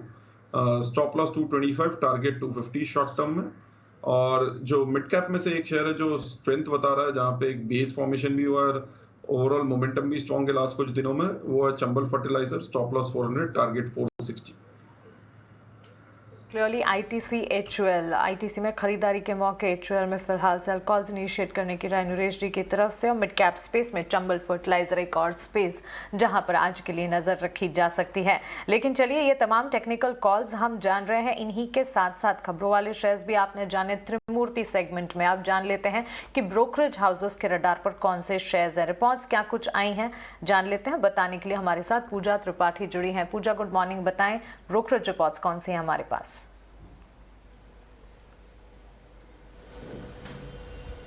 Good morning Mansi. शुरुआत इंडिगो से करते हैं। क्रेडिट स्विस की रिपोर्ट आई है और खरीदारी की राय बरकरार रखे हुए हैं। लक्ष्य 2500 रुपये प्रति शेयर का देख रहे हैं। मार्च में यील्ड फिर से मजबूत हो चुकी है। महंगे क्रूड से कंपनी पर लेकिन असर पड़ सकता है। प्राइस 10 से 12% बढ़ाने की जरूरत पड़ेगी इंडिगो को। क्वार्टर 1 और क्वार्टर 2 में प्राइसिंग पावर मजबूत दिखाई दे रही है इंडिगो की, तो 2500 का लक्ष्य इंडिगो के लिए। मेटल शेयरों पर सीएलएसए की रिपोर्ट आई है जिसमें कि कमोडिटी कीमतों में फिर से उछाल है उनका कहना है। एल्यूमिनियम में फिर से कमी यहाँ पर देखने को मिल रही है। टॉप पिक जो है इनकी तरफ से वो है जेएसपीएल, हिंडाल्को और टाटा स्टील। हिंडाल्को के लिए 710 रुपए का लक्ष्य देख रहे हैं। टाटा स्टील के लिए 1750 रुपए प्रति शेयर का लक्ष्य दिया है। और आखिर में बात करते हैं रिलायंस की। यहाँ पर जेपी मॉर्गन की रिपोर्ट आई है, रिपोर्ट पॉजिटिव है। उनका कहना है कि कंपनी के कमोडिटी बिजनेस नतीजों को मजबूत सपोर्ट आने वाले समय में देने की उम्मीद जता रहे हैं, तो नतीजे काफी स्ट्रांग रह सकते हैं रिलायंस के। क्लियरली ये सारी की सारी ब्रोकरेज रिपोर्ट्स यहाँ पर आती हुई दिख रही है। सेक्टर स्पेसिफिक रिपोर्ट्स भी हैं और मैक्रो रिपोर्ट्स भी कुछ इंपॉर्टेंट आती हुई दिखी हैं, जो कि सारी हम आप तक पहुँचाएंगे और इनसे जुड़े अपडेट्स भी हम आपको लगातार बताते रहेंगे। बाजार खुलने के बाद भी इन रिपोर्ट्स के जरिए जो कुछ एक्शन नजर आ रहा है वो आप तक पहुँचाया जाएगा। इस बीच स्टॉक स्पेसिफिक मूव्स में त्रिमूर्ति शेयर्स में हमने बातचीत 3 शेयरों की जिसमें से एक सेल भी रहा। सेल में जिस तरह से आउटकम आता हुआ दिखा है, मार्च में लगातार दूसरी बार हॉट रोल्ड कॉयल की कीमतें जो हैं उन्हें बढ़ाने की खबरें यहाँ पर आती हुई दिखी हैं। हॉट रोल्ड कॉयल के दाम जो हैं करीब 3,500 प्रति टन की बढ़ोतरी यहाँ पर दिखा रहे हैं। ये कीमतें बढ़ोतरी की खबर पर संतोष, न्यूज बेस इम्पैक्ट तो है ही। सेल में करीब 3.25% की बढ़त भी देखी जा चुकी है। कल के ट्रेडिंग सेशन में आपको क्या लगता है 99 के लेवल्स पर इस स्टॉक पर टेक्निकली चार्ट्स कैसे नजर आ रहे हैं? इसमें मॉर्निंग में तो पॉजिटिव मोमेंटम देखने को मिलेगा, जहां पर इसको इमीडिएट टारगेट 101 रुपये 50 पैसे का है, जो इसका 50 दिन का मूविंग एवरेज है।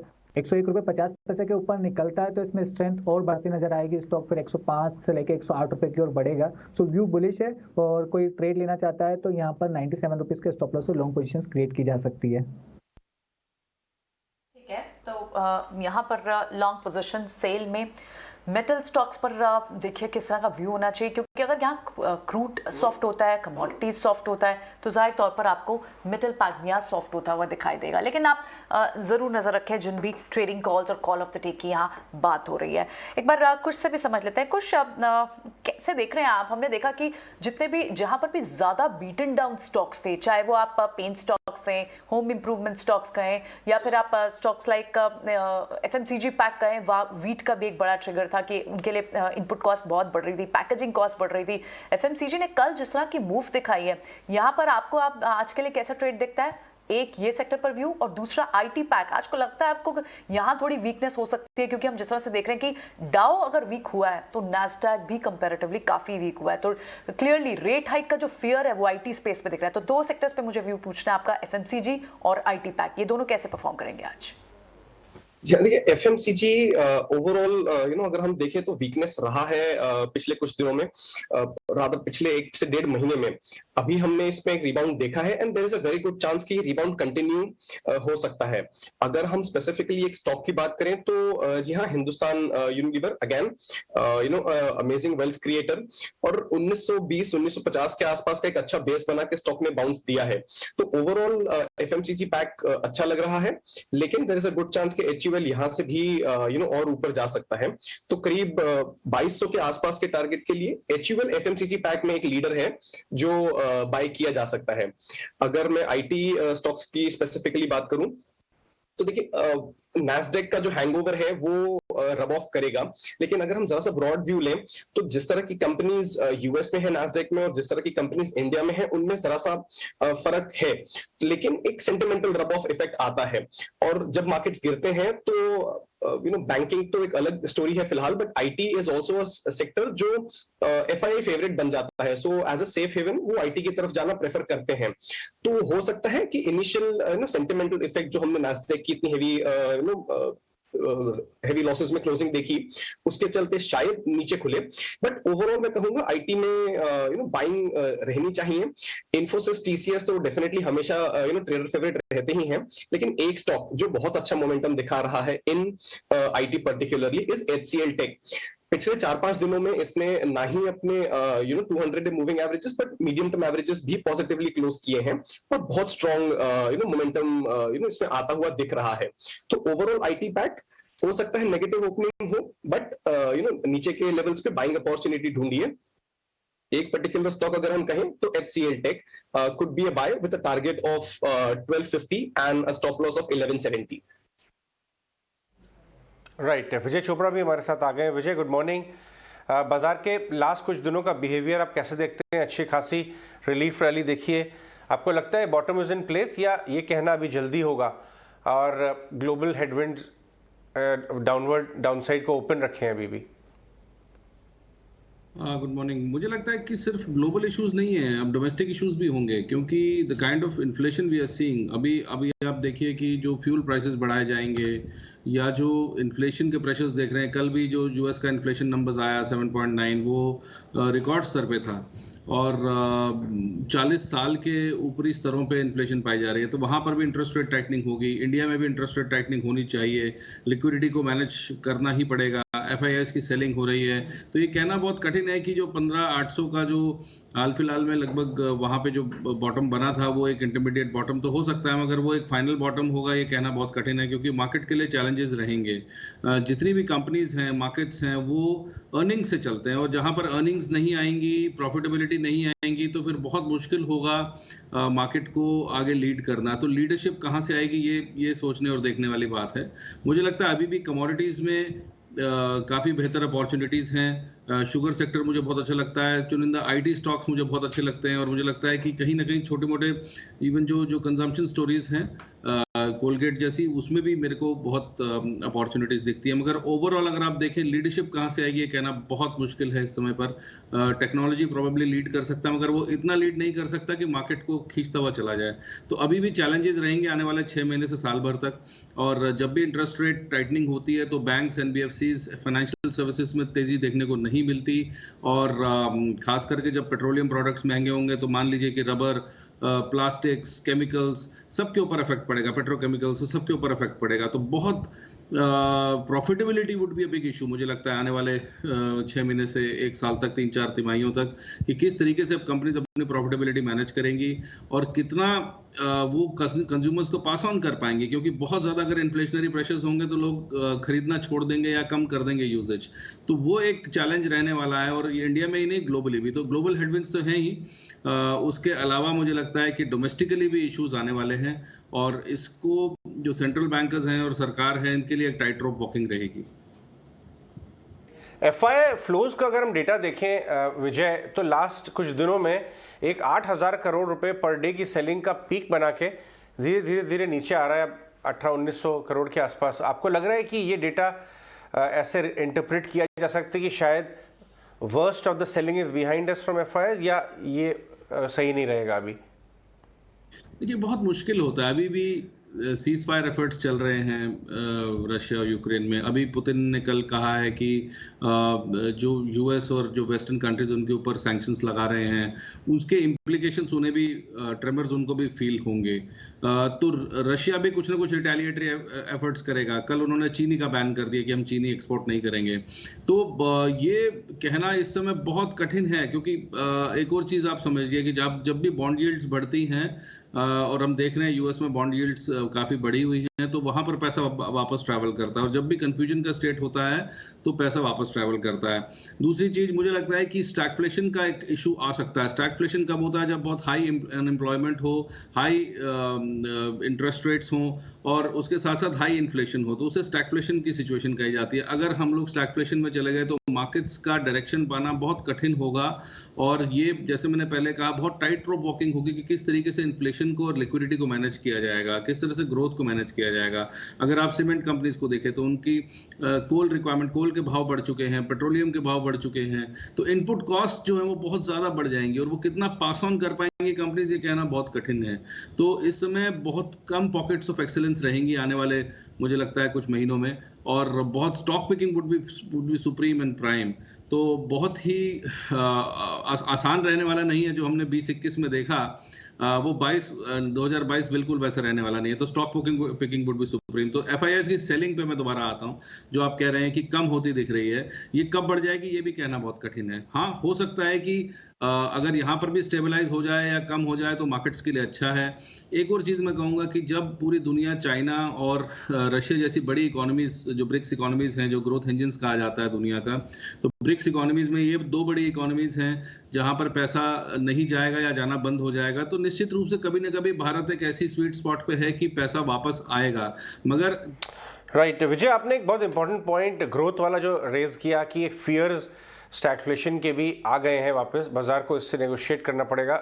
उसी से रिलेटेड एक नोट आया है आज, और वो है ग्रोथ डाउनग्रेड सिटी से। शरद हमारे साथ जुड़ रहे हैं और उसके बारे में बताने के लिए। शरद, बताइए।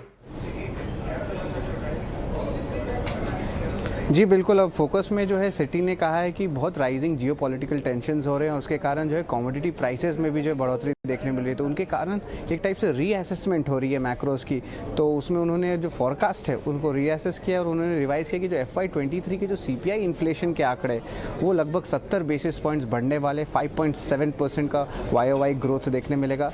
हेडलाइन इन्फ्लेशन का जो अनुमान है वो भी ऑलमोस्ट 6.3% का एक्सपेक्टेशंस है FY23 के लिए।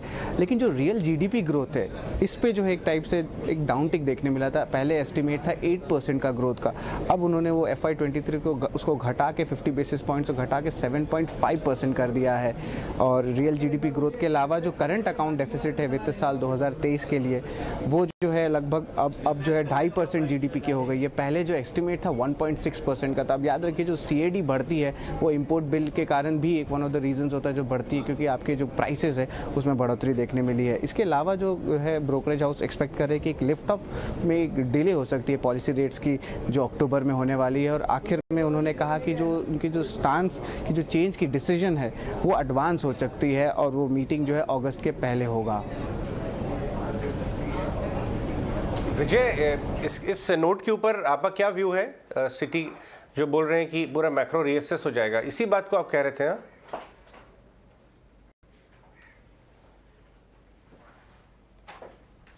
विजय आप अपना माइक अनम्यूट करेंगे?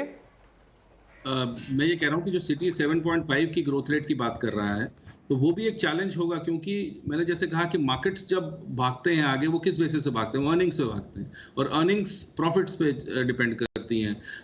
तो जब प्रॉफिट्स ही कम रहेंगे या प्रेशर में रहेंगी बैलेंस शीट्स तो किस प्रकार से आगे मार्केट डायरेक्शन ढूंढेगा। तो मुझे बहुत कम पॉकेट्स ऑफ एक्सेलेंस दिखाई जाते हैं। मैं कमोडिटीज पे बहुत बुलिश हूँ, लगभग 1-1.5 साल से हूँ, और मेटल्स पे मुझे लगता है अच्छा करना चाहिए। टेक्नोलॉजी में क्योंकि उनकी इनपुट कॉस्ट मैन पावर ही है और उसके अलावा उनका कोई इनपुट कॉस्ट नहीं है, तो मुझे लगता है टेक्नोलॉजी में एक अच्छा रिफ्यूज मिल सकता है। मगर उसके अलावा बहुत कम पॉकेट्स हैं इधर उधर जहां पर एक्सीलेंस देखने को मिलेगा। तो ये 7.5% की ग्रोथ भी चैलेंजिंग रहेगी। दूसरी बात, जब करंट अकाउंट डेफिसिट बढ़ेगा सरकार का तो उसमें गवर्नमेंट स्पेंडिंग किस तरीके से बैलेंस आउट हो पाएगी, वो एक चैलेंज है। दूसरी बात, जो डिसइन्वेस्टमेंट टारगेट्स हैं, अभी LIC के IPO को मुलतवी करने की बात कर रहे हैं कि उसको पोस्टपोन किया जाएगा, और इसी तरीके से काफी डिसइन्वेस्टमेंट का जो टारगेट है 64,000 करोड़ का, वो किस तरीके से पूरा किया जाएगा, I have my own doubts. तो सरकार की स्पेंडिंग कहाँ से होगी? तो जो गवर्नमेंट स्पेंडिंग है वो इम्पोर्टेंट है, कॉर्पोरेट अर्निंग्स है वो इम्पोर्टेंट है, प्रॉफिट्स इम्पोर्टेंट है। और अगर क्रूड ऊपर उबलता रहा और मेटल्स में तेजी रही तो चैलेंजेस होंगे कंपनीज के लिए। तो 7.5% ग्रोथ भी यदि आ जाती है तो I would be really happy. और जैसे मैंने कहा, it would be a very tight rope walking for the government, for the central bankers and even for the companies. तो हम लोगों को इस तरीके से बाजार को देखना होगा कि हमारी जो स्टॉक पिकिंग है वो बहुत इंपॉर्टेंट हो और हम लोग फ्रेंजी में ना रहें, हम लोग हाई बीटा स्टॉक्स में ना रहें और कोशिश करें कि we are on the side of commodities, जहां पर मुझे लगता है कि अगले 6 महीने तक उबाल जारी रहेगा और वहां पर कमाई के अच्छे मौके होंगे। जी, अपना ये व्यू पॉइंट बताते हुए कि किस तरह से मार्केट या फिर इकोनॉमी आपस में कनेक्टेड होगी, मेरे साथ खुश बोरा भी है। हमने ना कुछ एक ऐसा डाटा भी निकाला जो कि डिलीवरी बेस्ड है। डिलीवरी करने का मतलब कि जो पोजीशंस ली जाती है वो काट के नहीं लेके जाते बल्कि कैरी फॉरवर्ड होती हैं, और वो एवरेज 5 दिन से थोड़ी ज़्यादा की भी है। हमने उसको कंपेयर भी किया, उसमें एक शेयर हमको बार बार आ रहा है, वो है इन्फोसिस। IT का अच्छा हेज प्ले भी है कुछ, और साथ ही साथ इसका डिलीवरी डाटा भी ठीक है। जल्दी से बताएंगे क्या करना है इसमें? जी हाँ, जैसे हमने थोड़ी देर पहले बात की थी, IT देखिए पर्टिकुलरली FIR इन्वेस्टर फेवरेट बन जाता है जब मार्केट्स में ऐसी स्ट्रॉन्ग बिकवाली आती है, बिकॉज यहाँ पे विजिबिलिटी क्लियर होती है, बिजनेस मॉडल्स बहुत सेट होते हैं, तो और रुपी के डिप्रिशिएट होने का एडवांटेज भी मिलता है। ओवरऑल इन्फोसिस स्ट्रक्चर बहुत पॉजिटिव है। कभी भी इसने पिछले फॉल में अपने 200 डे मूविंग एवरेज को नहीं तोड़ा, इनफैक्ट वहां से सपोर्ट लेके ये स्टॉक ऊपर आया है। कल हल्का सा माइल्डली पॉजिटिव क्लोज हुआ है, बट ये मोमेंटम हम एक्सपेक्ट कर सकते हैं कंटिन्यू रहेगा। इस मोमेंटम के चलते यहां से 100 पॉइंट्स की रैली हम देख सकते हैं, विच इज अबाउट 1920 के टारगेट से इन्फोसिस लिया जा सकता है। So I think Infosys remains slightly not slightly, in fact quite convincingly positive from here on. खैर इस बीच प्री ओपनिंग के टिक्स आने शुरू हो गए हैं। आज SGX निफ्टी के हिसाब से तो शायद आप गैप अप ओपन नहीं करेंगे, लेकिन एक बार सेटल होने देंगे। जो आज शुरुआती अच्छे आंकड़े आ रहे हैं वो HDFC के अंदर आपको दिख रहे होंगे, 3-3.5% है।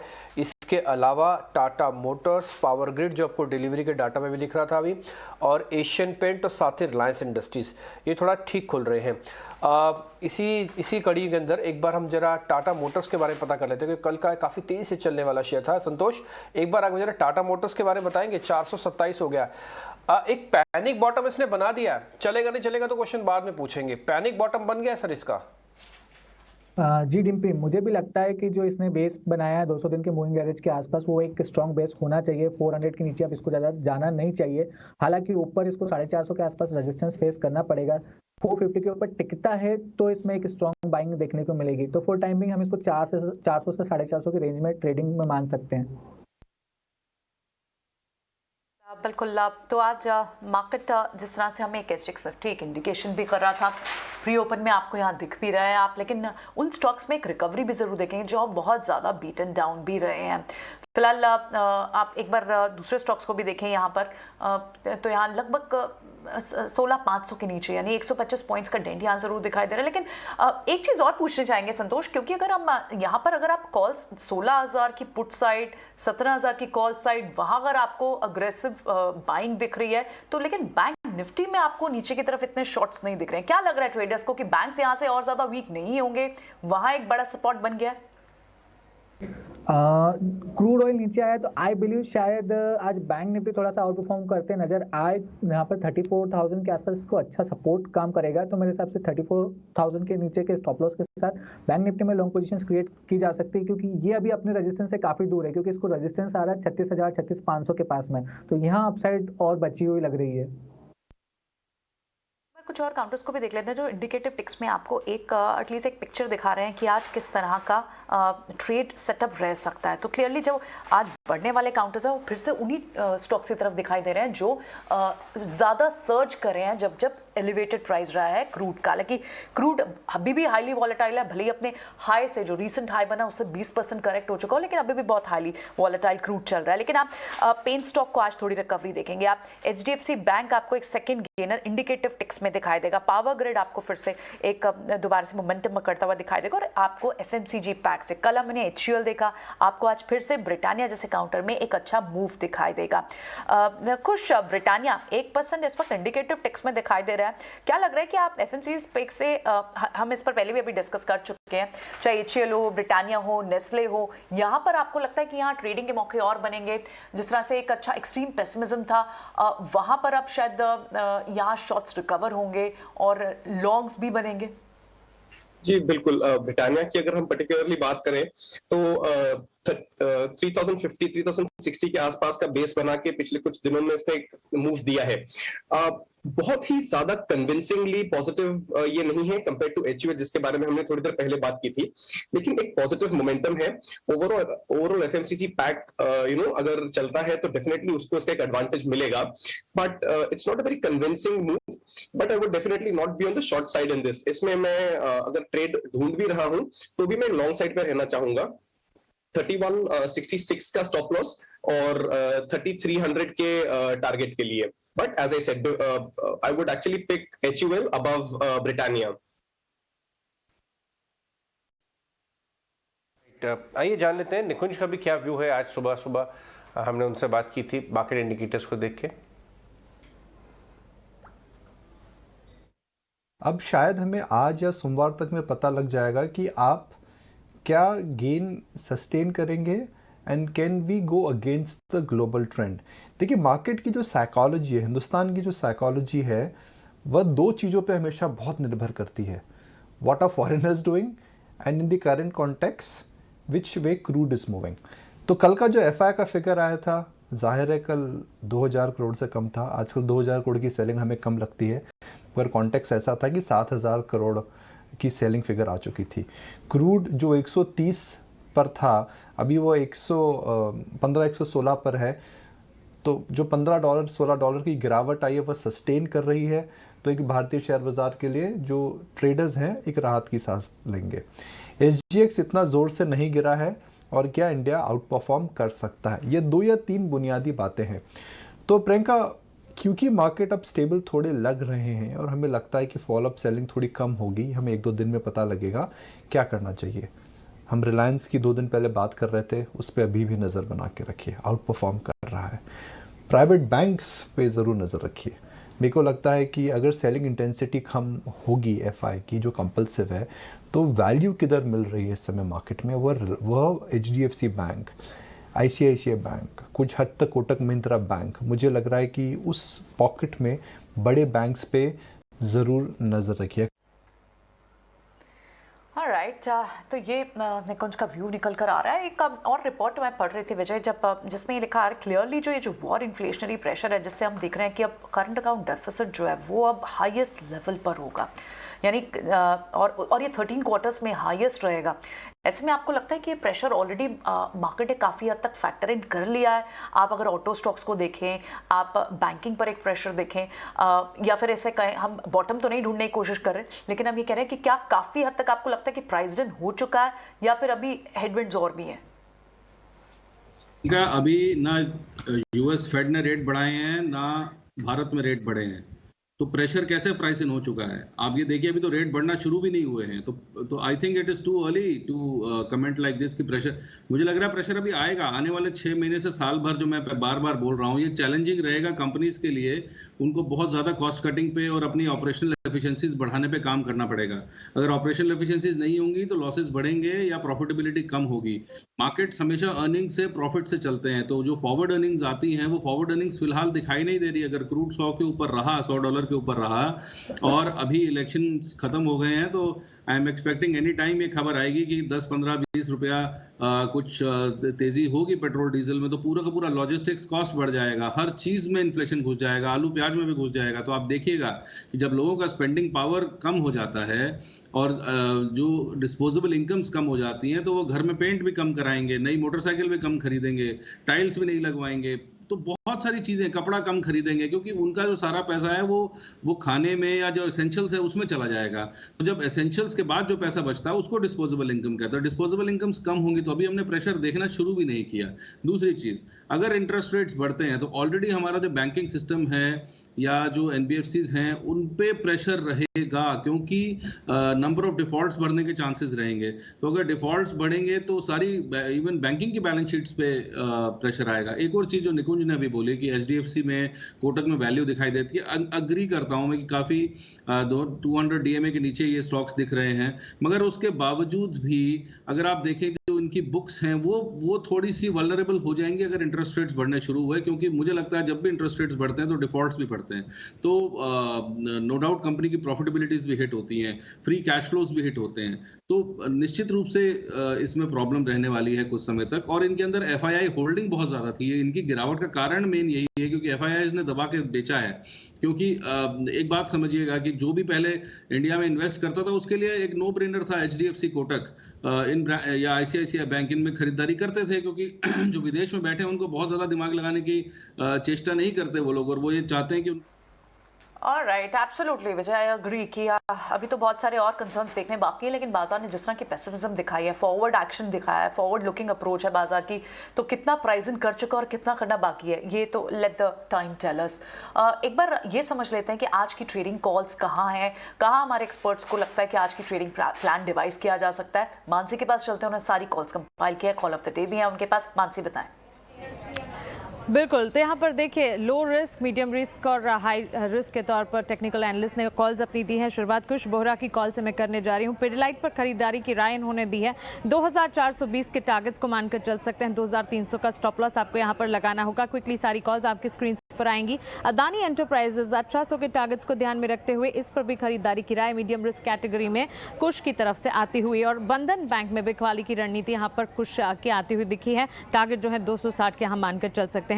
चिराग कबानी से उनकी टेक्निकल कॉल्स जब हमने पूछी खरीदारी की राय, उब्रॉय रियल्टी में उन्होंने दी टारगेट 940, उसके बाद 965 तक भी ये जाता हुआ दिख सकता है। इस बीच MCX पर भी खरीदारी के मौके ढूंढे जा सकते हैं। 1450 के टारगेट्स को ध्यान में रखा जाए।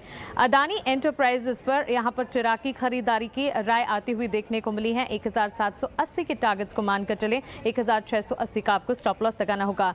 संतोष मीना जी की कॉल्स यहां पर आपके टीवी स्क्रीन पर आ जाएंगी। प्राज इंडस्ट्रीज पर खरीदारी के मौके ढूंढे जाए, 400 तक के टारगेट, उसके बाद 420 तक भी जाने का दम ये स्टॉक रखता है। टाटा स्टील पर हाई कॉल, यहां पर हाई रिस्क जोन में कॉल इनिशिएट करने की राय, बाय कॉल्स इनिशिएट किए जा सकते हैं। 1420 के टारगेट यहां पर माने जाएं। वहीं कोलगेट पामोलिव आज मैनेजमेंट चेंजेस के जुड़ी खबरें भी हैं और इसी के चलते एक इम्पैक्ट, न्यूज बेस्ड इम्पैक्ट आता हुआ दिख रहा है। टेक्निकली भी चार्ट दुरुस्त नजर आ रहे हैं। 1575 के टारगेट्स को मानकर चला जाएं। और चंबल फर्टिलाइजर पर कॉल ऑफ द डे के तौर पर संतोष ने अपनी कॉल दी है। अंत में नरेश मिरानी की कॉल्स अगर देखें, हिंदुस्तान यूनिलीवर पर सेल कॉल और साथ ही आईटीसी में खरीदारी की राय इन्होंने दी है। ट्रेडिंग कॉल्स थी जो आपको मानसी बता रही थी। अब हम एक एक्सक्लूसिव खबर की तरफ चलते हैं जो कि इंडियन रेलवे से जुड़ी हुई है और समीर, मेरे सहयोगी भी मेरे साथ जुड़ चुके हैं। समीर बताएं आप। भारतीय रेलवे की कायापलट के मकसद से रेलवे 5 बड़े प्रोजेक्ट के लिए ऐसे टेंडर जारी करने जा रही है जिसका जो क्वांटम है टेंडर का वो तकरीबन 1.5 लाख करोड़ रुपए से ज्यादा का रहने वाला है। तो पहला बड़ा प्रोजेक्ट है स्टेशन रीडेवलपमेंट प्रोजेक्ट, जिसके लिए रेलवे ने तकरीबन 10 से 12 बड़े स्टेशन को आइडेंटिफाई, चिन्हित किया गया है, जिसके लिए टेंडर जल्द ही जारी किया जाएगा और इस टेंडर को जो साइज होगा वो तकरीबन 30 से 40 हजार करोड़ रुपए का रह सकता है। दूसरा बड़ा प्रोजेक्ट है वंदे भारत ट्रेन, जो एडवांस्ड ट्रेन सेट है, उसमें 200 वंदे भारत ट्रेन भारत में बनाने और प्रोक्योरमेंट के लिए ये टेंडर जारी किया गया है और इसका भी जो क्वांटम साइज है टेंडर का वो तकरीबन 25,000 करोड़ रुपए का है। यहां पर वंदे भारत ट्रेन के लिए बड़े प्लेयर्स के, प्राइवेट प्लेयर्स के लिए एक संभावना है कि वो टेंडर प्रोसेस में आगे आए, पार्टिसिपेट करें और मेक इन इंडिया के तहत ये वंदे भारत ट्रेन को भारत में ही बनाया जाए। एक तीसरा बड़ा प्रोजेक्ट है वो है वैगन्स का, मालगाड़ियों के जो डब्बे होते हैं उनको बनाने के लिए, उनके प्रोक्योरमेंट के लिए। तो 90,000 वैगन्स, जिसमें 30,000 वैगन्स हर साल को भारतीय रेलवे हासिल करेगी और यह टेंडर जारी किया गया है जिसका साइज है तकरीबन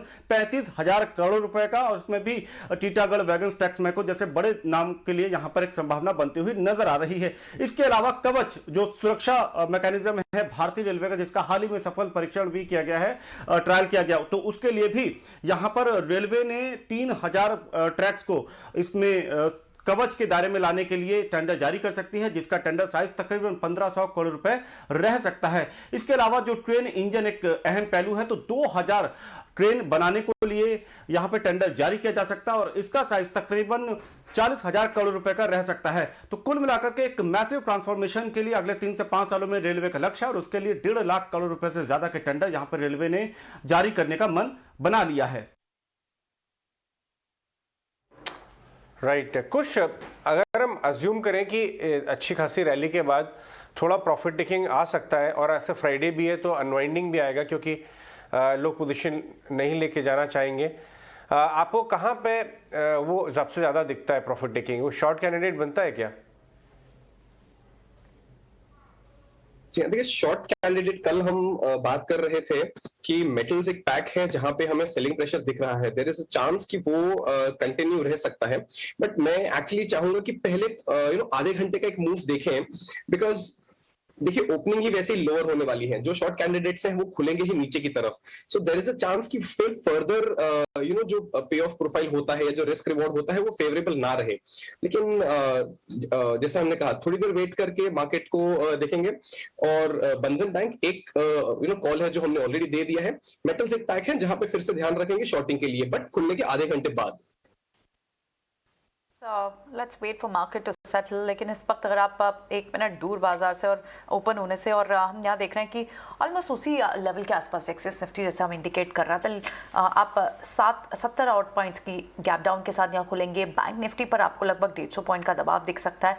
तो एक क्लियरली जिस तरह से हमने ग्लोबल मार्केट्स में सिनेरियो देखा, लेकिन एक रिकवरी भी ग्लोबल मार्केट्स ने कल रात को अटेम्प्ट की थी, यानी यूएस ने ग्लोबल डेज लो से रिकवरी भी अटेम्प्ट की थी और उसके बाद वो कुछ 100 ऑड पॉइंट्स डाउ बंद हुआ था नीचे, नैस्डैक 140 ऑड पॉइंट्स नीचे पहुंचा था। तो देखना होगा कि हम आज किस तरह की ओपनिंग दिखाते हैं और उसके बाद क्या एक रीबाउंड सेशन देखने को मिलता है, रेंज में रहता है।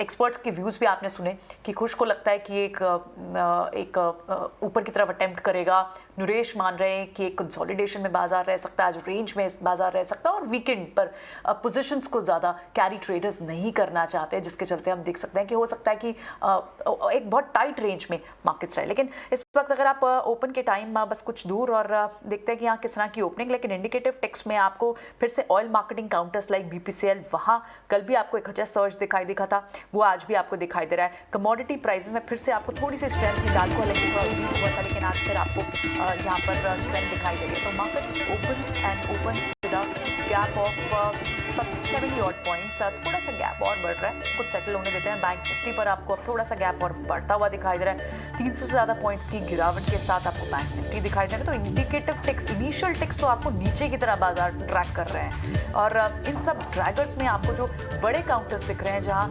दबाव दिख रहा है, वो आपको फिर से ऑटो पैक दिखाई दे रहा है। और क्लियरली जो इन्फ्लेशनरी प्रेशर है, चाहे वो जियोपॉलिटिकल टेंशन के चलते हो, आप ऑटो पैक्स को देखेंगे अपने 52 वीक हाई से लगभग 20-30% नीचे दिखाई दे रहे हैं। टाटा मोटर्स सबसे बड़ा ड्रैगर आपको दिखेगा इस वक्त।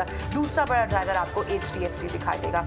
ऑटो पैक से ही आपको Tata Motors, Eicher Motors, M&M, Maruti Suzuki, तो पहले 5 काउंटर्स की अगर आप बात करेंगे तो उसमें आपको 3 तो ऑटो काउंटर्स दिखाई देंगे, और इसके अलावा आपको आज थोड़ी सी सेलिंग आपको IT पैक में भी दिखाई देगी। HCLT का आपको इनिशियली वीक दिखाई दे रहा है। कल नास्डैक में हमने टेक्नोलॉजी लेड एक सेल ऑफ देखा, और आज एक IT वीक एंटिसिपेट भी किया जा रहा था, और आप देख रहे हैं कि इनिशियल जो टिक्स हैं उसमें आपको IT भी थोड़ा सा वीक दिखाई दे रहा है। कहाँ पर आपको एक रीबाउंड दिखाई दे रहा है आज, कहाँ थोड़ा ट्रेड संभलते हुए दिखाई दे रहा है, तो उसमें स्टील, मेटल पैक आपको फिर से, कमोडिटीज फिर से आपको स्ट्रेंथ में दिखाई दे रही है, और oil marketing counters on the wake of price high, यहाँ पर आपको स्ट्रेंथ दिखाई दे रहे हैं। जितनी आप कहाँ ट्रैक कर रहे हैं मिड कैप में? आज मिड कैप में ओशिया पे मेरे ज़्यादा लग रहा है, तो कल भी अच्छे हाईज के साथ बंद हुआ था। तो बॉम्बे स्टॉक एक्सचेंज BSE आज ये 2.5% ऊपर है, और दूसरा सीजनल जो चेंज होता है उसके जो जुड़े हुए शेयर्स हैं उसमें एक सिम्फनी मेरे को दिख रहा है 2 से 2.5% ऊपर है। इस पर भी मैं आज ज़रूर ध्यान रखूंगा, और साथ ही TT के प्रेस्टीज की मैनेजमेंट हमारे साथ जुड़ेगी, उनसे ये पता करेंगे कि आपकी कॉस्ट प्रेशर कितना बढ़ गया है, आपके जो प्रोजेक्ट्स बन रहे हैं, क्योंकि इसमें स्टील भी महंगा हुआ है और सीमेंट भी महंगा हुआ है। खैर, इस बीच आप जो गिरावट देख पा रहे हैं 16,400 ना मार्केट का एक बेस है। अभी हमने 107 पॉइंट की गिरावट देखी, तो इस 16,400 की कैटेगरी में जाके फिर से रुक गए। एडवांस डिक्लाइन की आज फाइट बराबर की है, इसलिए आज जो मार्केट की गेस्ट आपको बता रहे हैं कि आज रेंज में बाजार रह सकता है, टिपिकली वही दिखता है, क्योंकि स्ट्रॉन्ग जितना सपोर्ट है उतना ही टफ रेजिस्टेंस भी है मार्केट के पास, जो कि 16,650 से शुरू हो जाएगा। खैर, मैं सीधा स्टॉक्स पे आता हूँ। संतोष, मेरे 2 शेयर हैं। पहले जरा मेरे को BSE के बारे में बताइए, कल की स्ट्रॉन्ग क्लोजिंग, आज की स्ट्रॉन्ग ओपनिंग, छोड़ दीजिए मार्केट कहाँ चल रहा है, क्या मैं BSE में कुछ ट्रेड ले सकता हूँ क्या, और अगर लेना चाहूँ तो मेरा स्टॉप लॉस क्या होगा? यस डिम्पी, BSE में स्ट्रॉन्ग बुलिश मोमेंटम बना हुआ है, और ये शायद मोमेंटम आगे भी थोड़ा जारी रह सकता है। हमें 2800 के स्टॉप टारगेट देखने को मिल सकते हैं। हालांकि गैप अप ओपनिंग के बाद थोड़ा सा रिस्क रिवॉर्ड फेवरेबल नहीं है, तो जो कंजर्वेटिव है, डिप मिलता है 2600 के आसपास, तो वहाँ पोजीशन बनाए हुए थे, स्टॉप लॉस ऑफ 2510, और ऊपर में 2800 2850 तक के टारगेट है।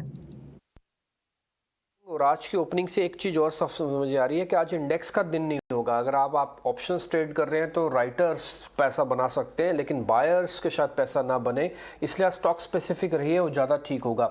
एक और शेयर भी है जो खुश मेरे को आपसे पता करना है, वो है सिम्फनी। 3-3.5% ऊपर है, 1000 का लेवल अभी पार किया है इसने। 980 का स्टॉप लगा के चल दूं, ले सकता हूँ इसको आज के लिए। 980 का स्टॉप सिम्फनी के अंदर।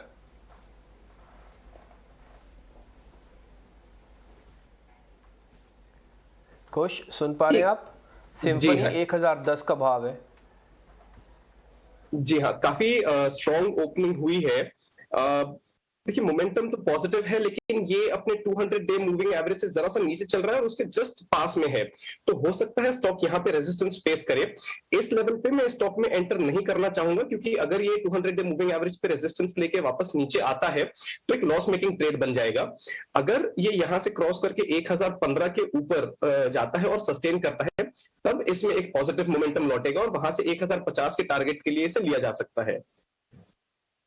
ठीक है, इस बार आप सेक्टोरिकली देखें तो इनिशियली, अभी सिर्फ 3-4 मिनट ही हुए बाजार को खुले हुए, लेट देम सेटल, बट लेकिन इनिशियल जो आप सेक्टोरल एक इंक्लिनेशन देख रहे हैं वो आपको draggers, auto, finance, consumption, FMCG, इन सारे स्पेस में दिखाई देगा। इनफैक्ट अगर आपको फिर से वही उसी तरह के ट्रेड सेटअप दिख रहे हैं जब हम इस जियोपॉलिटिकल टेंशन के बीच में कमोडिटीज के एलिवेटेड प्राइस के कारण देख रहे थे, आपको फिर से मेटल, मीडिया और कमोडिटीज वहां आपको तेजी दिख रही है, लेकिन उसके अलावा सारे पैक में एनर्जी एक पैक है जहां पर आपको फ्लैट टू पॉजिटिव रुझान दिख रहा है, उसके अलावा आपको सारे ड्रैगर्स दिखाई दे रहे हैं। इनफैक्ट अब आईटी भी ड्रैग कर रहा है आज। एक बार कुछ और काउंटर्स देख लेते हैं डेरिवेटिव स्पेस में, जहां पर हम देख रहे हैं कि आज शॉर्ट कवरिंग तो दिख रही है आपको। कुफोर्ज कल यहाँ पर एक, क्योंकि एक पी फर्म ने यहाँ पर एक और डिस्काउंट पे कुछ यहाँ शेयर सेल किए, जिसके बाद हमने एक बड़ा यहाँ पर एक डेंट देखा, लेकिन आज ये थोड़ा रिकवर हुआ है।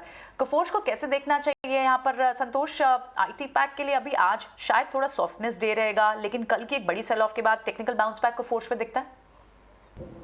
यस प्रियंका, कोफोर्ज में कल एक बड़ा सेल ऑफ आया था because of the block deal, लेकिन अभी अपने इंपॉर्टेंट सपोर्ट एरिया 4200 के पास आ गया है। सो यहाँ से इसमें एक बाउंस बैक आने की काफी ज्यादा गुंजाइश बनती है। ऊपर में 4500 इमीडिएट टारगेट नजर आता है, तो कोई यहाँ पे ट्रेड लेना चाहे तो 4170 के स्टॉप लॉस से ट्रेड इनिशिएट कर सकता है। चिराग, कॉलपाल पे क्या करना चाहिए? कोलगेट पाल्मोलिव हमने देखा कि न्यू मैनेजमेंट और उसके बाद हम जिस तरह से एफएमसीजी का भी ट्रिगर देख रहे थे, वहाँ चाहे भले आज थोड़ा प्रेशर हो, लेकिन कहीं ना कहीं पेसिमिज्म पूरे स्पेस में थी और उसके बाद कुछ अच्छे काउंटर्स में आपको मूव भी दिखी है। आप कैसे देख रहे हैं कोलपाल को? अभी तो फिलहाल शॉर्ट्स कवर होते हुए दिखाई दे रहे हैं यहाँ।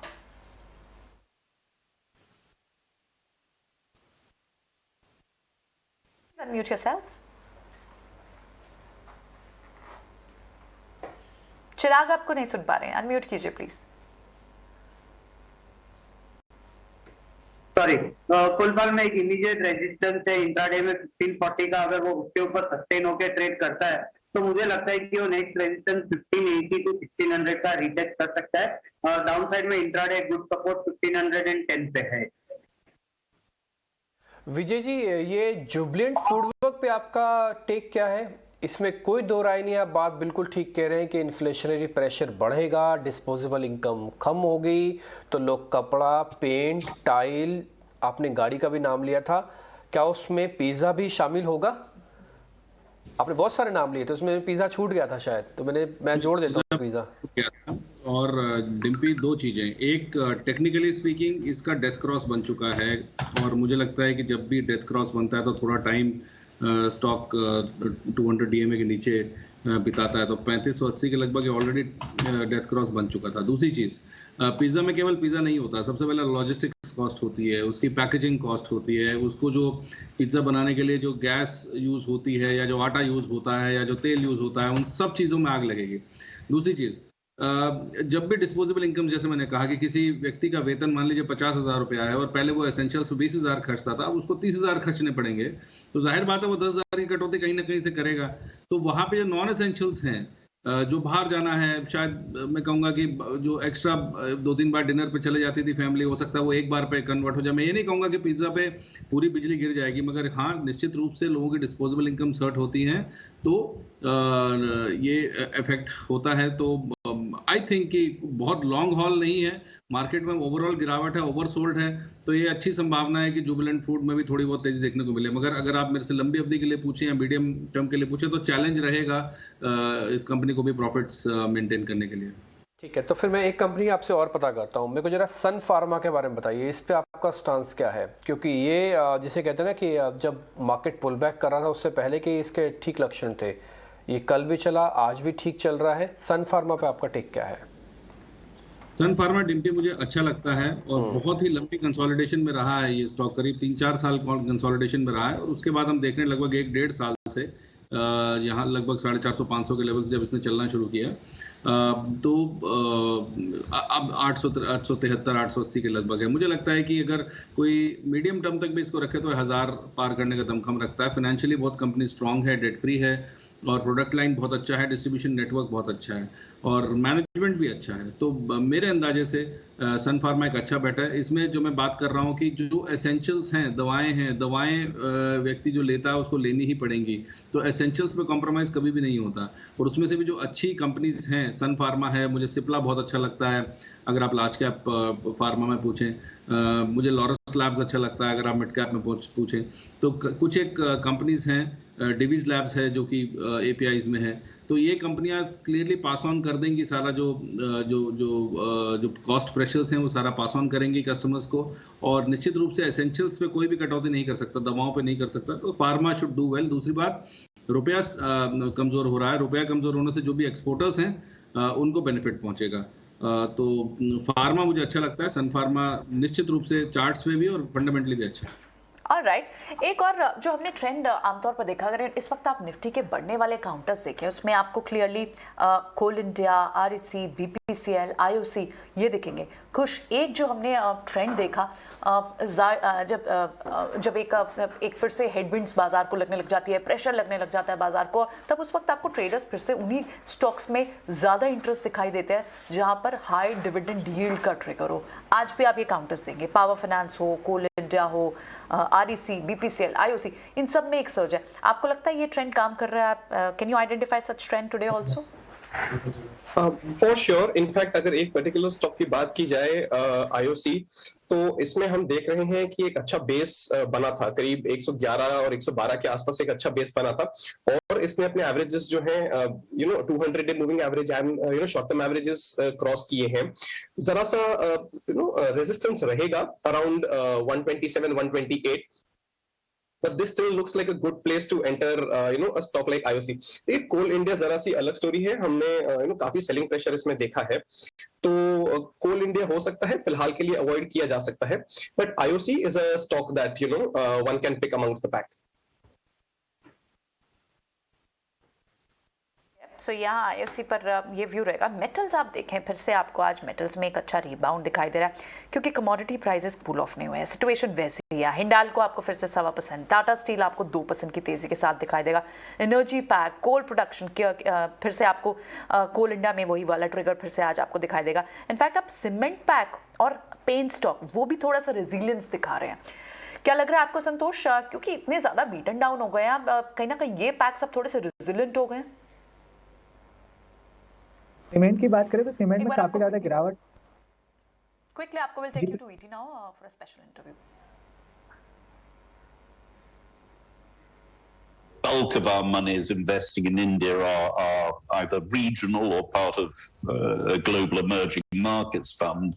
So it's very much looking at where India stands relative to other markets in terms of valuations. And India for a while has been an expensive market relative to other markets, particularly with China's fall last year. So the relative outperformance of India was actually very high last year. But of course, that makes China a bit more attractive. Although, again, at a distant realms of possibility, China and Russia are quite close. So could there be issues there from a geopolitical point of view? Yes, of course there could be. We're not anticipating them, but you never know. So China's not without its dangers, but now as a market looks a bit. ये काफ़ी बड़े FII investor हैं, Aberdeen asset management, जो अभी निकुंज से बात कर रहे थे, और वो बता रहे थे कि इस साल थोड़ा हिट आ सकता है अर्निंग्स में, लेकिन वो अपने कंपनीज़ के अंदर पोजीशन बनाए हुए हैं, स्पेशली उन कंपनीज़ में जहाँ के बिजनेस मॉडल्स उन्हें अच्छी तरह समझते हैं। Basically know what you own वाली बात है, भले ही प्राइस नीचे आ जाए लेकिन बिजनेस मॉडल रोबस्ट है तो आप उसके अंदर पोजीशन बनाए रखें। वो ये भी कह रहे हैं कि जियोपॉलिटिकल कंसर्न अभी पूरी तरह से ख़त्म नहीं हुआ है, और अगर जियोपॉलिटिकल कंसर्न बढ़ती हैं तो बाजार में downside, fresh downside even from current levels खुल सकती है। चलिए आगे बढ़ते हैं और बाजार की तरफ रुख करते हैं। बाजार में अच्छी खासी रिकवरी आई गैप डाउन के बाद, वापस 16,600 के तरफ आता हुआ। टेक्निकल्स पे डिम्पी अगर देखें तो किस तरह का रिबाउंड दिख रहा है? ठीक है, जैसे आप सुबह भी बात कर रहे थे ना कि 16,400 16,450 वाली रेंज है वो पक्की रेंज है। आज आप देखेंगे आप बैंक निफ्टी आज थोड़ा ज़्यादा आपको शॉर्ट कवरिंग भी दिखाएगा और वजह उसकी यह है कि जो बैंकिंग के स्टॉक्स हैं उसमें अब पुल बैक आना शुरू हो गए। 4 बड़े हैवी वेट्स हैं बैंक के, मैं उनके जरा नाम भी आपको बताता हूँ। HDFC, एक्सिस बैंक, इंडसन और साथ ही साथ एक है ICICI बैंक, ये कोटक बैंक, माफ कीजिए। ये सारे के सारे अपनी गिरावट को ख़त्म कर चुके हैं। ये चारों ने आज अच्छा बेस दे दिया, तो आज बैंक निफ्टी शायद हो सकता है निफ्टी के मुकाबले आगे चले। एक और शेयर भी मेरे को दिख रहा हुआ है, रिलायंस इंडस्ट्रीज, आज 2400 के इर्द गिर्द चल रहा है। अगर ये चला तो ये भी निफ्टी को भी चलाएगा। तो इसलिए जो पुल बैक के मेजर कैंडिडेट चाहिए होते हैं मार्केट को, वो इस समय अवेलेबल आपको दिख रहे हैं। बैंकिंग पे आता हूँ, संतोष एक बार आपका व्यू पॉइंट।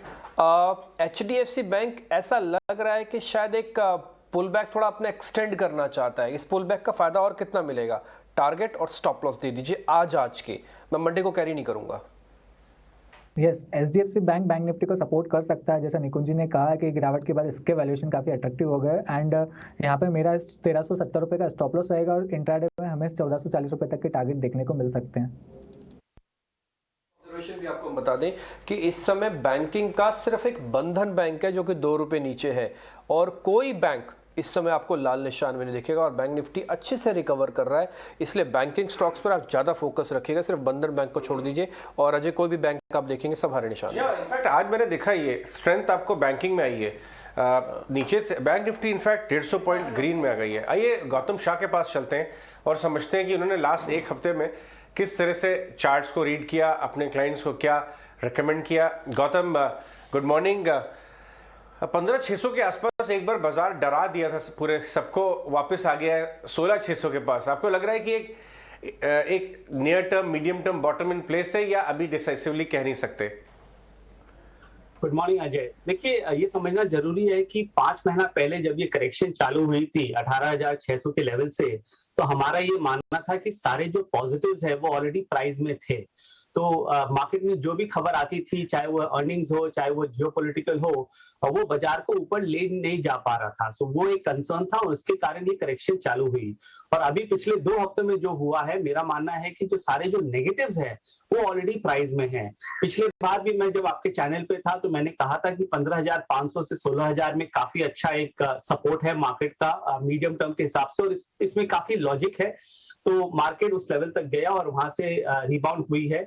और ये जो रशिया यूक्रेन का जो इशू है, ऑयल का जो इशू है, यूएस मार्केट का जो फॉल है, USD INR का जो मूवमेंट है, गोल्ड सिल्वर का जो मूवमेंट है, मेरे हिसाब से ये सारे फैक्टर्स ऑलरेडी प्राइस्ड इन है। सो मार्केट आई थिंक एक बार के लिए टेम्पररी बॉटम डेफिनेटली बन गया है ऑन एन इंडेक्स लेवल।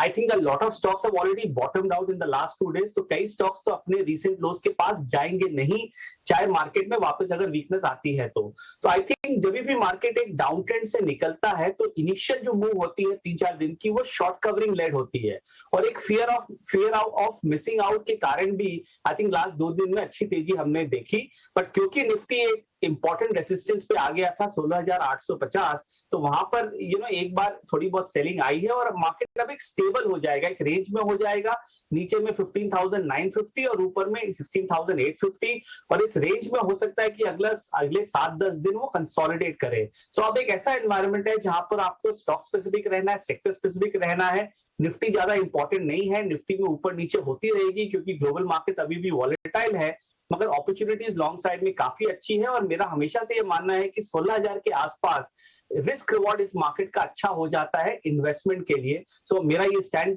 बदलता नहीं है डिस्पाइट व्हाट हैज हैपेंड।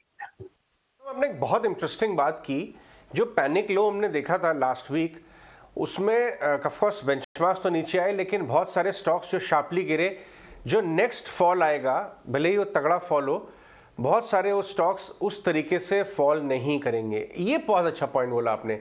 कुछ ऐसे स्टॉक्स के नाम ले सकते हैं आप जहां आपको लगता है कि कितना ये पैनिक आए, शायद उसी प्रपोर्शन में शार्प क्रैशेस ना आए, वो रिलेटिवली कम गिरे?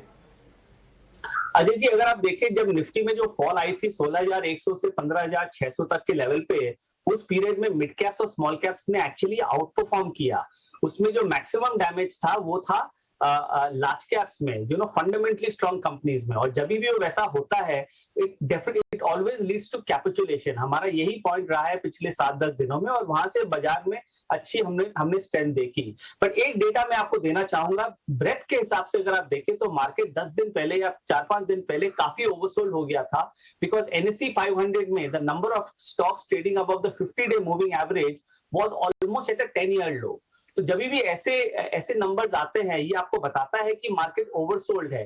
जब बाजार गिरता है तो नीचे की तरफ तो हर तरह के नंबर्स लोग बात करते हैं, लोगों ने 14,000, 12,000, 10,000 हर तरह के नंबर्स बात होते हैं। बट अगर आप ब्रेथ के हिसाब से देखें तो मार्केट 15,500 के आसपास काफी ओवरसोल्ड हो गया है। Now coming to which are the sectors which I feel will outperform, I think हमारे जो टॉप पिक्स है वो है मेटल्स और IT। आई थिंक मेटल्स ने 6-8 महीने का कंसोलिडेशन खत्म किया है। Metals index almost life time highs पे है, और मुझे लगता है कि 300 का लेवल अगर निकलता है तो इसमें और 500 से 700 पॉइंट की तेजी आएगी। सो सारे जो टॉप मेटल स्टॉक्स है led by Tata steel, I think they will do exceedingly well. IT में भी अच्छी करेक्शन आई है 2-2.5 महीनों की। IT इंडेक्स जब बाजार गिरा 15,600 तक, उसमें ज्यादा फॉल आया नहीं, तो वहां पर भी मुझे अच्छी स्ट्रेंथ लगती है। बैंक्स थोड़ा सा हाई बीटा है, मुझे मालूम है कि आज ये डिस्कशन पॉइंट है, but I am still not very comfortable with banks, but I am still very very comfortable with real estate. I think real estate में फॉल आया, कैपिचुलेशन हुआ, एक सेलिंग क्लाइमैक्स हुआ, और लास्ट 3 दिन में जिस तरह से रियल एस्टेट स्टॉक्स में रिबाउंड आई है, आई थिंक वहां पर भी एक बॉटम बन गया। So metals, IT, real estate मेरे अभी के मार्केट में टॉप पिक्स रहेंगे। Morning Gautam, pleasure to have you on the show. ऐसे में आपने सारे पैक्स की बात की, I would like to understand your view on auto also. हम देख रहे हैं कि अपने ईयर्स हाई से लगभग 15% नीचे चल रहे हैं ऑटो इंडेक्स। आप टॉप लूजर्स की बात करें तो अशोक लेलैंड लगभग 20%, मारुति 18% टूट चुका है अब तक। इस स्पेस पर किस तरह का व्यू बन रहा है, क्योंकि हेडविंड्स इनके लिए रहेंगे, इन्फ्लेशनरी प्रेशर रहेंगे, कमोडिटी प्राइसेस एलिवेटेड रहेंगे और इनपुट कॉस्ट भी बढ़ेगी। देखिए, यहाँ पर 2 चीज समझना जरूरी है। लोग सिर्फ ये बात करते हैं कि पिछले 2 हफ्तों या 2 महीनों में क्या हुआ। आई थिंक हमें ये समझना जरूरी है कि पिछले 2 साल में क्या हुआ। ये जो काफी जो सेक्टर्स है, काफी जो बड़े विनर्स हैं पिछले 2 सालों में, from March 2020 they are up anywhere between 2x to 7x। तो उसके बाद अगर 10, 15, 20, 30% का अगर करेक्शन आता है तो ओवरऑल बेसिस में ये नॉर्मल है। और आई थिंक ऑटो इंडेक्स में करेक्शन आई क्योंकि बिकॉज ऑफ जियोपॉलिटिकल कंसर्न्स, क्योंकि हुआ क्या कि ये जो जियोपॉलिटिकल इश्यूज है ये एक टेलविंड जैसा था मेटल्स के लिए, उसके कारण उसमें तेजी आई, और वो एक हेडविंड जैसा था ऑटोज के लिए, और उसके कारण यहाँ पर वीकनेस आई। बट क्योंकि मुझे लगता है कि यहाँ पर नेगेटिव्स ऑलरेडी डिस्काउंट मोर और लेस हो चुके हैं, लग रहा है कि ऑटो इंडेक्स यहाँ पर स्टेबलाइज कर सकता है। बट ये जो डेवलपमेंट्स होते हैं, you should not take it head on. अभी भी we don't know whether it is all done and dusted और नॉट। ये जो जियोपॉलिटिकल इश्यूज है, सो अभी भी ऑटो से दूर रहिए। अगर आपका 3 साल का नजरिया है तो फिर भी आप थोड़ी बहुत बॉटम फिशिंग कर सकते हैं, बट सेटअप्स क्लियर नहीं है, वहां से अभी दूर रहना ही बेटर है। गौतम, मैं 2 शेयर आपके सामने रखना चाहता हूँ, आप जरा दोनों पर अपना स्टांस दे दीजिएगा। दोनों का नेचर ही बिल्कुल अलग अलग है। एक ऐसा शेयर है जो रुक ही नहीं रहा, वो है बॉम्बे स्टॉक एक्सचेंज BSE, और एक ऐसा शेयर है जो चल ही नहीं रहा, वो है ITC। और देश की दोनों बड़ी कंपनियां हैं, आप कमी नहीं ढूंढ पाएंगे इन दोनों में। तो आप मेरे को बताइए, चलती हुई कंपनी में जाना है या फिर अभी जो चलेगी कंपनी उसमें जाना है, ITC या फिर BSE? देखिए, पोर्टफोलियो तो वही बनता है जो वेल डाइवर्सिफाइड हो। तो मेरा तो ये मानना है कि दोनों रखना चाहिए। आपको एक राहुल द्रविड़ भी चाहिए और आपको एक वीरेंद्र सहवाग भी चाहिए। आई थिंक वो बहुत इंपॉर्टेंट हो जाता है आज के मार्केट में। सो BSE तो देखिए फाइनेंशियल थीम है, जो CDSL ने जो किया, ICICI सिक्योरिटीज ने जो किया, वो कैम्स ने जो किया, वो BSE कर रहा है। So it's a financial theme जो अभी चलेगा, क्योंकि जो इंटरेस्ट फाइनेंशियल मार्केट्स में अभी आई है ये अभी चलेगी। अभी ये 3, 5 साल, 10 साल की विजिबिलिटी है। बट इस लेवल्स पे खरीदारी करनी चाहिए कि नहीं, मेरा ये मानना है कि वो नहीं करनी चाहिए। I think there are much better picks in the market. तो अगर कोई BSE होल्ड कर रहा है तो उसको होल्ड करके चलिए, बट इस लेवल्स पे प्लीज फ्रेश बाइंग मत कीजिए, बेटर अपॉर्चुनिटीज है। ITC पूरे फॉल में 18,600 से 15,600 की जो फॉल आई है उसमें ITC बढ़ाई है। I think that's one very good thing, और इसीलिए हमारा ये हमेशा ये मानना है कि 200-210 ITC का एक बेस है। जब भी उसके पास जाए तो उसमें बाइंग कीजिए, उसमें मोमेंटम एक्सपेक्ट मत कीजिए। वो आपका एक इंश्योरेंस जैसा स्टॉक है पोर्टफोलियो के लिए, और आई स्टिल फील कि ये स्टॉक अच्छा करेगा, 260-300 तक जाएगा, but don't expect day to day and week to week returns. ये स्टॉक आपके पोर्टफोलियो को डिविडेंड यील्ड और स्टेबिलिटी देगी।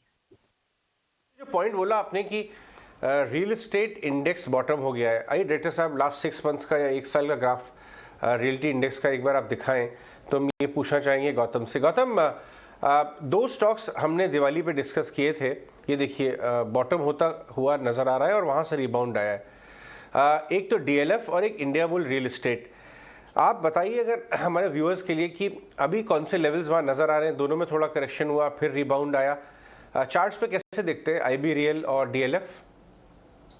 अजय जी, एक प्रॉब्लम आजकल के मार्केट में क्या हो गया है कि we are spoiled to believe कि मार्केट में अच्छी ट्रेंड जिंदगी भर के लिए रहेगी, क्योंकि 2 साल में ऐसी तेजी आई कि मार्केट में 10% का करेक्शन हमने एक बार भी नहीं देखा।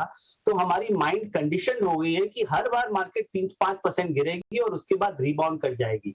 मगर ये जो करेक्शन है पिछले 5 महीने का, इसमें मार्केट ने पूरे 18 महीने का तेजी को डाइजेस्ट किया है, रिट्रेस किया है, जो हम टेक्निकल लैंग्वेज में बोलते हैं। तो ये रियल एस्टेट इंडेक्स में भी हुआ, क्योंकि रियल एस्टेट इंडेक्स में ऑन एन इंडेक्स लेवल 80% की तेजी आई, उसके बाद ये इंडेक्स 20 से 25% ऊपर से गिरा है। मेरे हिसाब से ये नॉर्मल है, क्योंकि अगर आप बिगर पिक्चर देखें तो ये फॉल कभी ना कभी, क्योंकि ये हाई बीटा है, ये आता।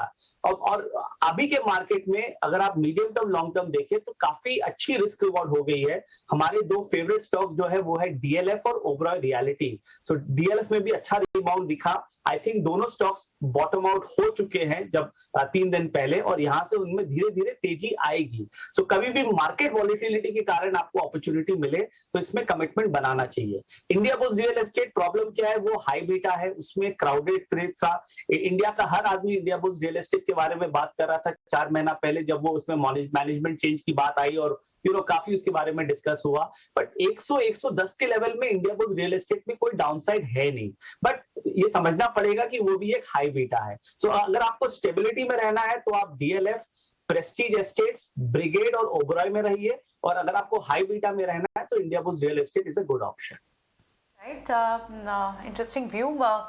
गौतम, अब ऐसे में अब जिस तरह से हम FIs के आंकड़े देखे सेलिंग के, आपने कल के अगर आप सेलिंग आंकड़े देखे हो तो वो वहाँ अराउंड अबाउट 2000 करोड़, जहाँ पर डे की high levels like 8000, more than 8000 देख रहे थे। आपको लग रहा है कि FIs की सेलिंग अब फिलहाल रुक जाएगी या आने वाले नियर टर्म में अब लगता है कि FIs विल रिटर्न बैक? इस पर आपका क्या व्यू निकल कर आएगा?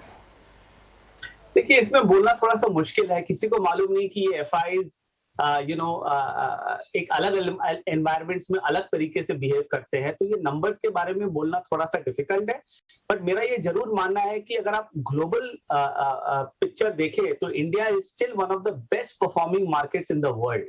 ये पिछले 2 साल में हमने देखा है। तो अगर FIs को ग्लोबल बेसिस पे आउट परफॉर्म करना है तो उनको इंडिया में कमिटमेंट रखना ही पड़ेगा, और क्योंकि इस करेक्शन के बाद वैल्यूएशंस काफी अच्छी हो गई है, on an average stocks have fallen anywhere between 30 to 35%, maybe that is one reason why FI selling has reduced to a certain extent। अगर आप लार्ज कैप में भी देखें तो काफी बड़ी फॉल आई है ओवरऑल बेसिस पे, तो ऐसा लग रहा है कि सेलिंग थोड़ी सी रिड्यूस होगी। और अगर इंडिया को बेनिफिट मिलता है with what is happening with China and what is happening in Europe and Russia, India will be a beneficiary, और उसके कारण हो सकता है कि फ्लोज वापस अच्छी से आ जाए। तो ये सब फैक्टर्स इंडिया को प्रोटेक्ट करके रहेगा। This is still a buy on dips market, अभी भी हम बुल मार्केट में हैं।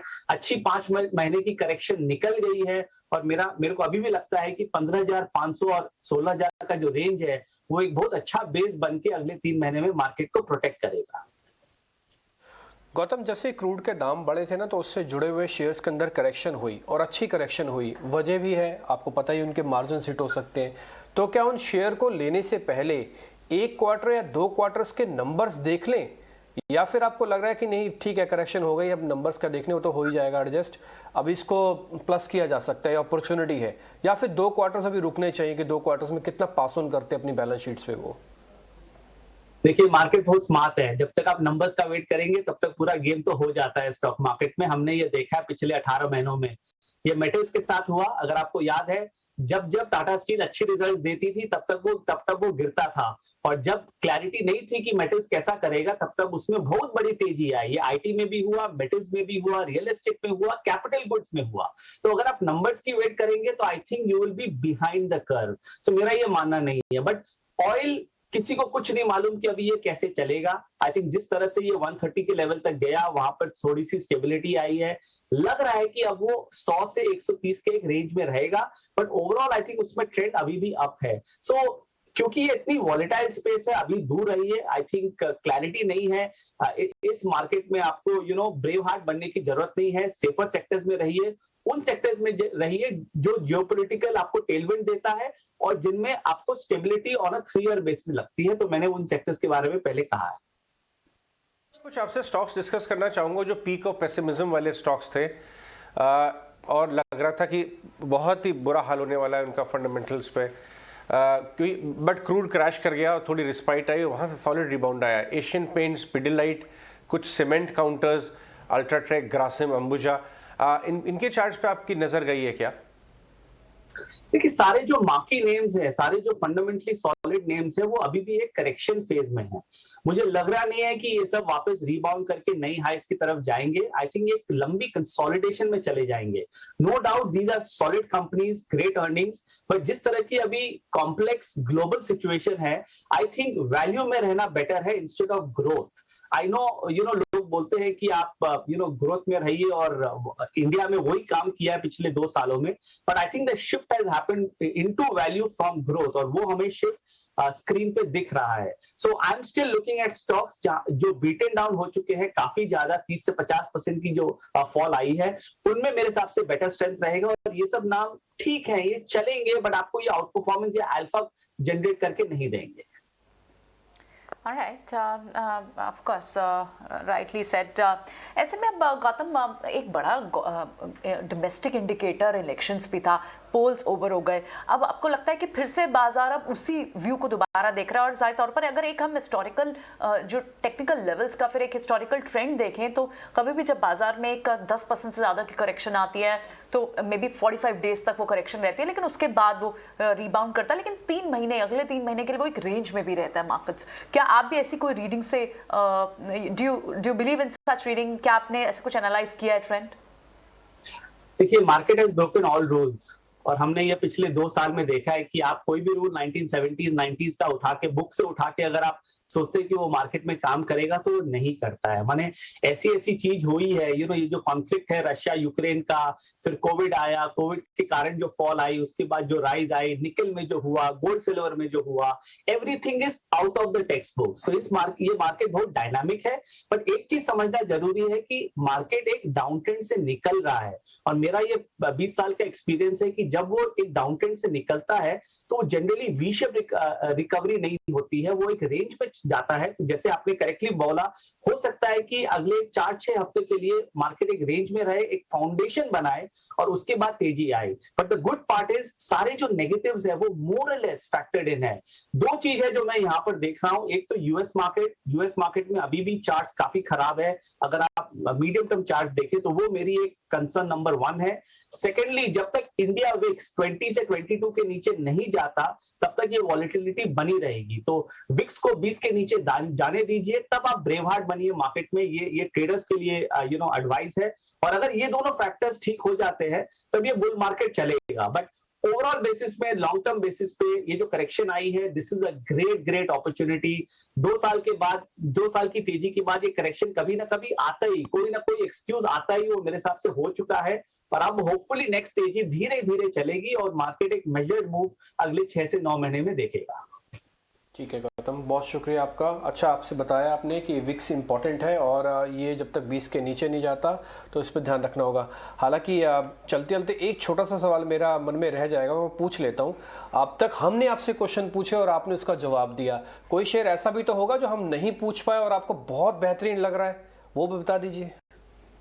हाँ जरूर। आई थिंक गोल्ड और सिल्वर, आई थिंक जब भी मैं आपके चैनल पे रहा हूँ पिछले 6 महीनों में, मैंने हमेशा ये कहा है कि 2022 में गोल्ड एंड सिल्वर की रिटर्न्स इक्विटी को बीट कर सकती है। और ये जियोपॉलिटिकल जो हैपनिंग्स हुई है उसके कारण आपने देखा है कि गोल्ड और सिल्वर में क्या कहा है।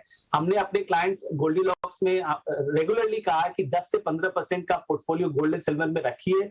गोल्ड ने lifetime high almost test किया, अभी भी यहां से मुझे तेजी लगती है। सिल्वर $29 और इवेंचुअली $34 जा सकता है।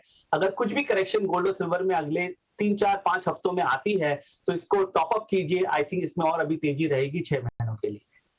देखिए, आपके हम हमेशा ये मानते हैं, इनफैक्ट आपसे बात भी हुई है, लेकिन आपके तो कंपनी के नाम में ही गोल्ड है और आप खुद भी टेक्निकल चार्टर्स के यूनिवर्स के गोल्ड स्टैंडर्ड हैं। तो इसीलिए हम आपको पसंद करते हैं अपने चैनल पे लाना regularly. Thank you very much for your contribution today as well. आपका दिन शुभ हो। ये थे गौतम शाह गोल्डीलॉक्स रिसर्च के, बता रहे हैं कि बाजार में धीरे धीरे करके रिकवरी आना शुरू हो जाएगी, लेकिन ट्रेडर्स अग्रेसिव ना हो जब तक विक्स काम डाउन ना हो। बहुत सारे शेयर्स उन्होंने बताए और ये भी एडवाइस दी कि थोड़ा बुलियन गोल्ड एंड सिल्वर को इस साल अपना पोर्टफोलियो का पार्ट रखें, क्योंकि वो आउट परफॉर्म कर सकता है एक्विटीज़ को। बाजार काफ़ी ज़्यादा स्टेबल, एक शार्प कैप डाउन के बाद ऊपर की तरफ आते हुए, लेड बाय बैंक निफ्टी। अब चलते हैं फर्स्ट आवर और ट्रेड्स में बियॉन्ड द बेंचमार्क्स और बड़े शेयरों के बियॉन्ड कहाँ पे क्या किस तरह के ट्रेंड्स शेप अप हो रहे हैं, वो जानने के लिए सौमित सरकार के पास। Good morning Saumit. Good morning. अगर पहले हम देखते हैं तो चंबल फर्टिलाइजर पे फोकस रहेगा, टॉप गेनर है ये एफएनओ स्टॉक्स में। पिछले काफ़ी दिनों से प्रमोटर बाइंग दिख रही है हमें ये स्टॉक पर, अच्छे खासे गेंस उसी दम पे आज हमें देखने मिल रहा है।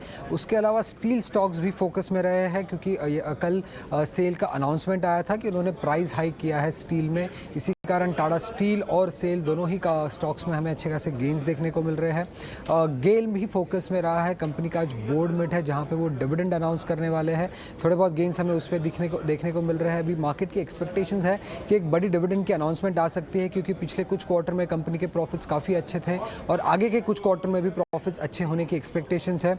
उसके अलावा एचओ इसी फोकस में है, कंपनी ने आधे से ज़्यादा अपने गैस के सेल्स वॉल्यूम हायर प्राइस पर बेचे थे, करीब $25 पर MMBTU के प्राइस पे बेचे हैं। ये प्राइस रिलायंस इंडस्ट्रीज के गैस सेलिंग प्राइस से भी हायर था और इसी दम पे हमें गेंस देखने को मिल रहे हैं। कजारिया सिरामिक्स में थोड़ा बहुत वीकनेस देखने को मिल रहा है, क्योंकि गुजरात गैस जो कजारिया सिरामिक्स को गैस सप्लाई करता है, उनका नोटिफिकेशन आया है कि करंट कॉन्ट्रैक्ट प्राइस में वो गैस वॉल्यूम्स जो बेचेंगे वो लिमिटेड बेचने वाले हैं और उसके ऊपर की अगर कुछ भी गैस रिक्वायरमेंट होगी तो उसकी प्राइसेस काफ़ी हाई होगी और इसी कारण हमें कजारिया सिरामिक्स में वीकनेस देखने मिल रही है। अब गेनिंग साइड में वापस अगर हम देखते हैं तो एक साइड में अच्छे खासे गेन्स देखने को मिल रहे हैं। कंपनी ने एक नई इलेक्ट्रिक व्हीकल से रिलेटेड जो नई टेक्नोलॉजी है उसके लिए एक नई पार्टनरशिप साइन की है और इसी कारण हमें गेंस दिख रहे हैं। उगर शुगर वर्क्स, ये स्टॉक थोड़ा फोकस में रहा है, पिछले 10 दिनों से कंटिन्यूसली ये स्टॉक गेन किए जा रहा है, करीब 50% से ज़्यादा के गेंस अब तक रिकॉर्ड कर चुका है ये स्टॉक। परसों ही कंपनी ने अनाउंस किया था कि उन्होंने एक नई डिस्टिलरी प्लांट कमीशन की है, बट ये स्टॉक फोकस में रखेगा क्योंकि कल एक और डिस्क्लोजर आया था कि प्रमोटर ने करीब 1.7 लाख शेयर्स बेच दिए हैं इस काउंटर में, तो ये काउंटर फोकस में रखना चाहिए। और आखिर में अगर हम देखते हैं तो ट्रेडिंग रिलेटेड जो प्लेटफॉर्म स्टॉक्स है जैसे कि BSE, CDSL, MCX और IEX, सभी स्टॉक्स में गेंस देखने को मिल रहे हैं, काफ़ी स्टॉक्स बस कर रहे हैं हायर वॉल्यूम्स के दम पे। Thank you so much सोमित for this update. तो ये सारा action beyond the regular action भी आप मार्केट में दे रहे हैं, लेकिन एक चीज फॉर श्योर कि जिस तरह से हम जिस लेवल्स पर खुले थे वहां से हम रिबाउंड हुए। बैंक निफ्टी अब लगभग 150 पॉइंट ऊपर है, तो यानी राउंड अबाउट आपको 300-350 पॉइंट्स का मूव दिखाया है बैंक निफ्टी में सिंस ओपनिंग। यहाँ पर अब कौन से और स्टॉक्स हैं जहाँ पर आपको ट्रेडिंग के मौके मिल सकते हैं, जहाँ पर कोई ट्रेड लिया जा सकता है? इसके लिए हमारे साथ एक और टेक्निकल एक्सपर्ट नीलेश जैन जुड़ गए हैं। नीलेश, मॉर्निंग। आप कैसे रीड कर रहे हैं मार्केट्स को, कैसा देख रहे हैं? पहले तो वीकनेस थी, वीकनेस से रिकवरी भी आ गई है, क्या आप बाय के ट्रेड्स देंगे यहाँ?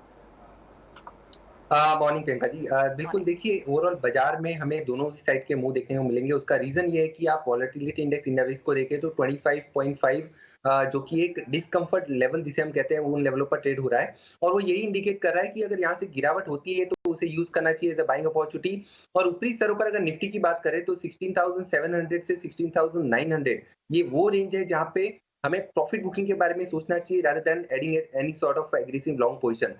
मेरा ये मानना है कि निफ्टी में एक रेंज निकल के आ रही है 16,400 से 16,800 की। इसी रेंज में हो सकता है नेक्स्ट 2 से 3 ट्रेडिंग सेशन में हमें मूव करता हुआ देखने को मिले। तो फोकस जो है वो लॉन्ग साइड में है। स्टॉक्स एंड सेक्टर स्पेसिफिक जो मूव है वो हमारा मानना है कि वो कंटिन्यू रहेगा लॉन्ग साइड में। तो 2 स्टॉक यहाँ पे मुझे पसंद आ रहे हैं। पहला स्टॉक इंश्योरेंस स्पेस से होगा SBI लाइफ। इस पर्टिकुलर काउंटर में एक बेस फॉर्मेशन हुआ है, लगातार एक गिरावट हमने पिछले कुछ समय से देखी थी। 1000 रुपीज के आसपास का बेस फॉर्मेशन के बाद एक रिकवरी के आसार दे रहा है। वो इंडिकेट कर रहा है कि मोमेंटम कंटिन्यू होना चाहिए 1100 तक के लेवल के लिए और यहाँ पे जो स्टॉप लॉस रखने की सलाह होगी वो होगा 1040 का। वही जो दूसरा स्टॉक है वो हमें पसंद आता है, कैश काउंटर है UTI AMC।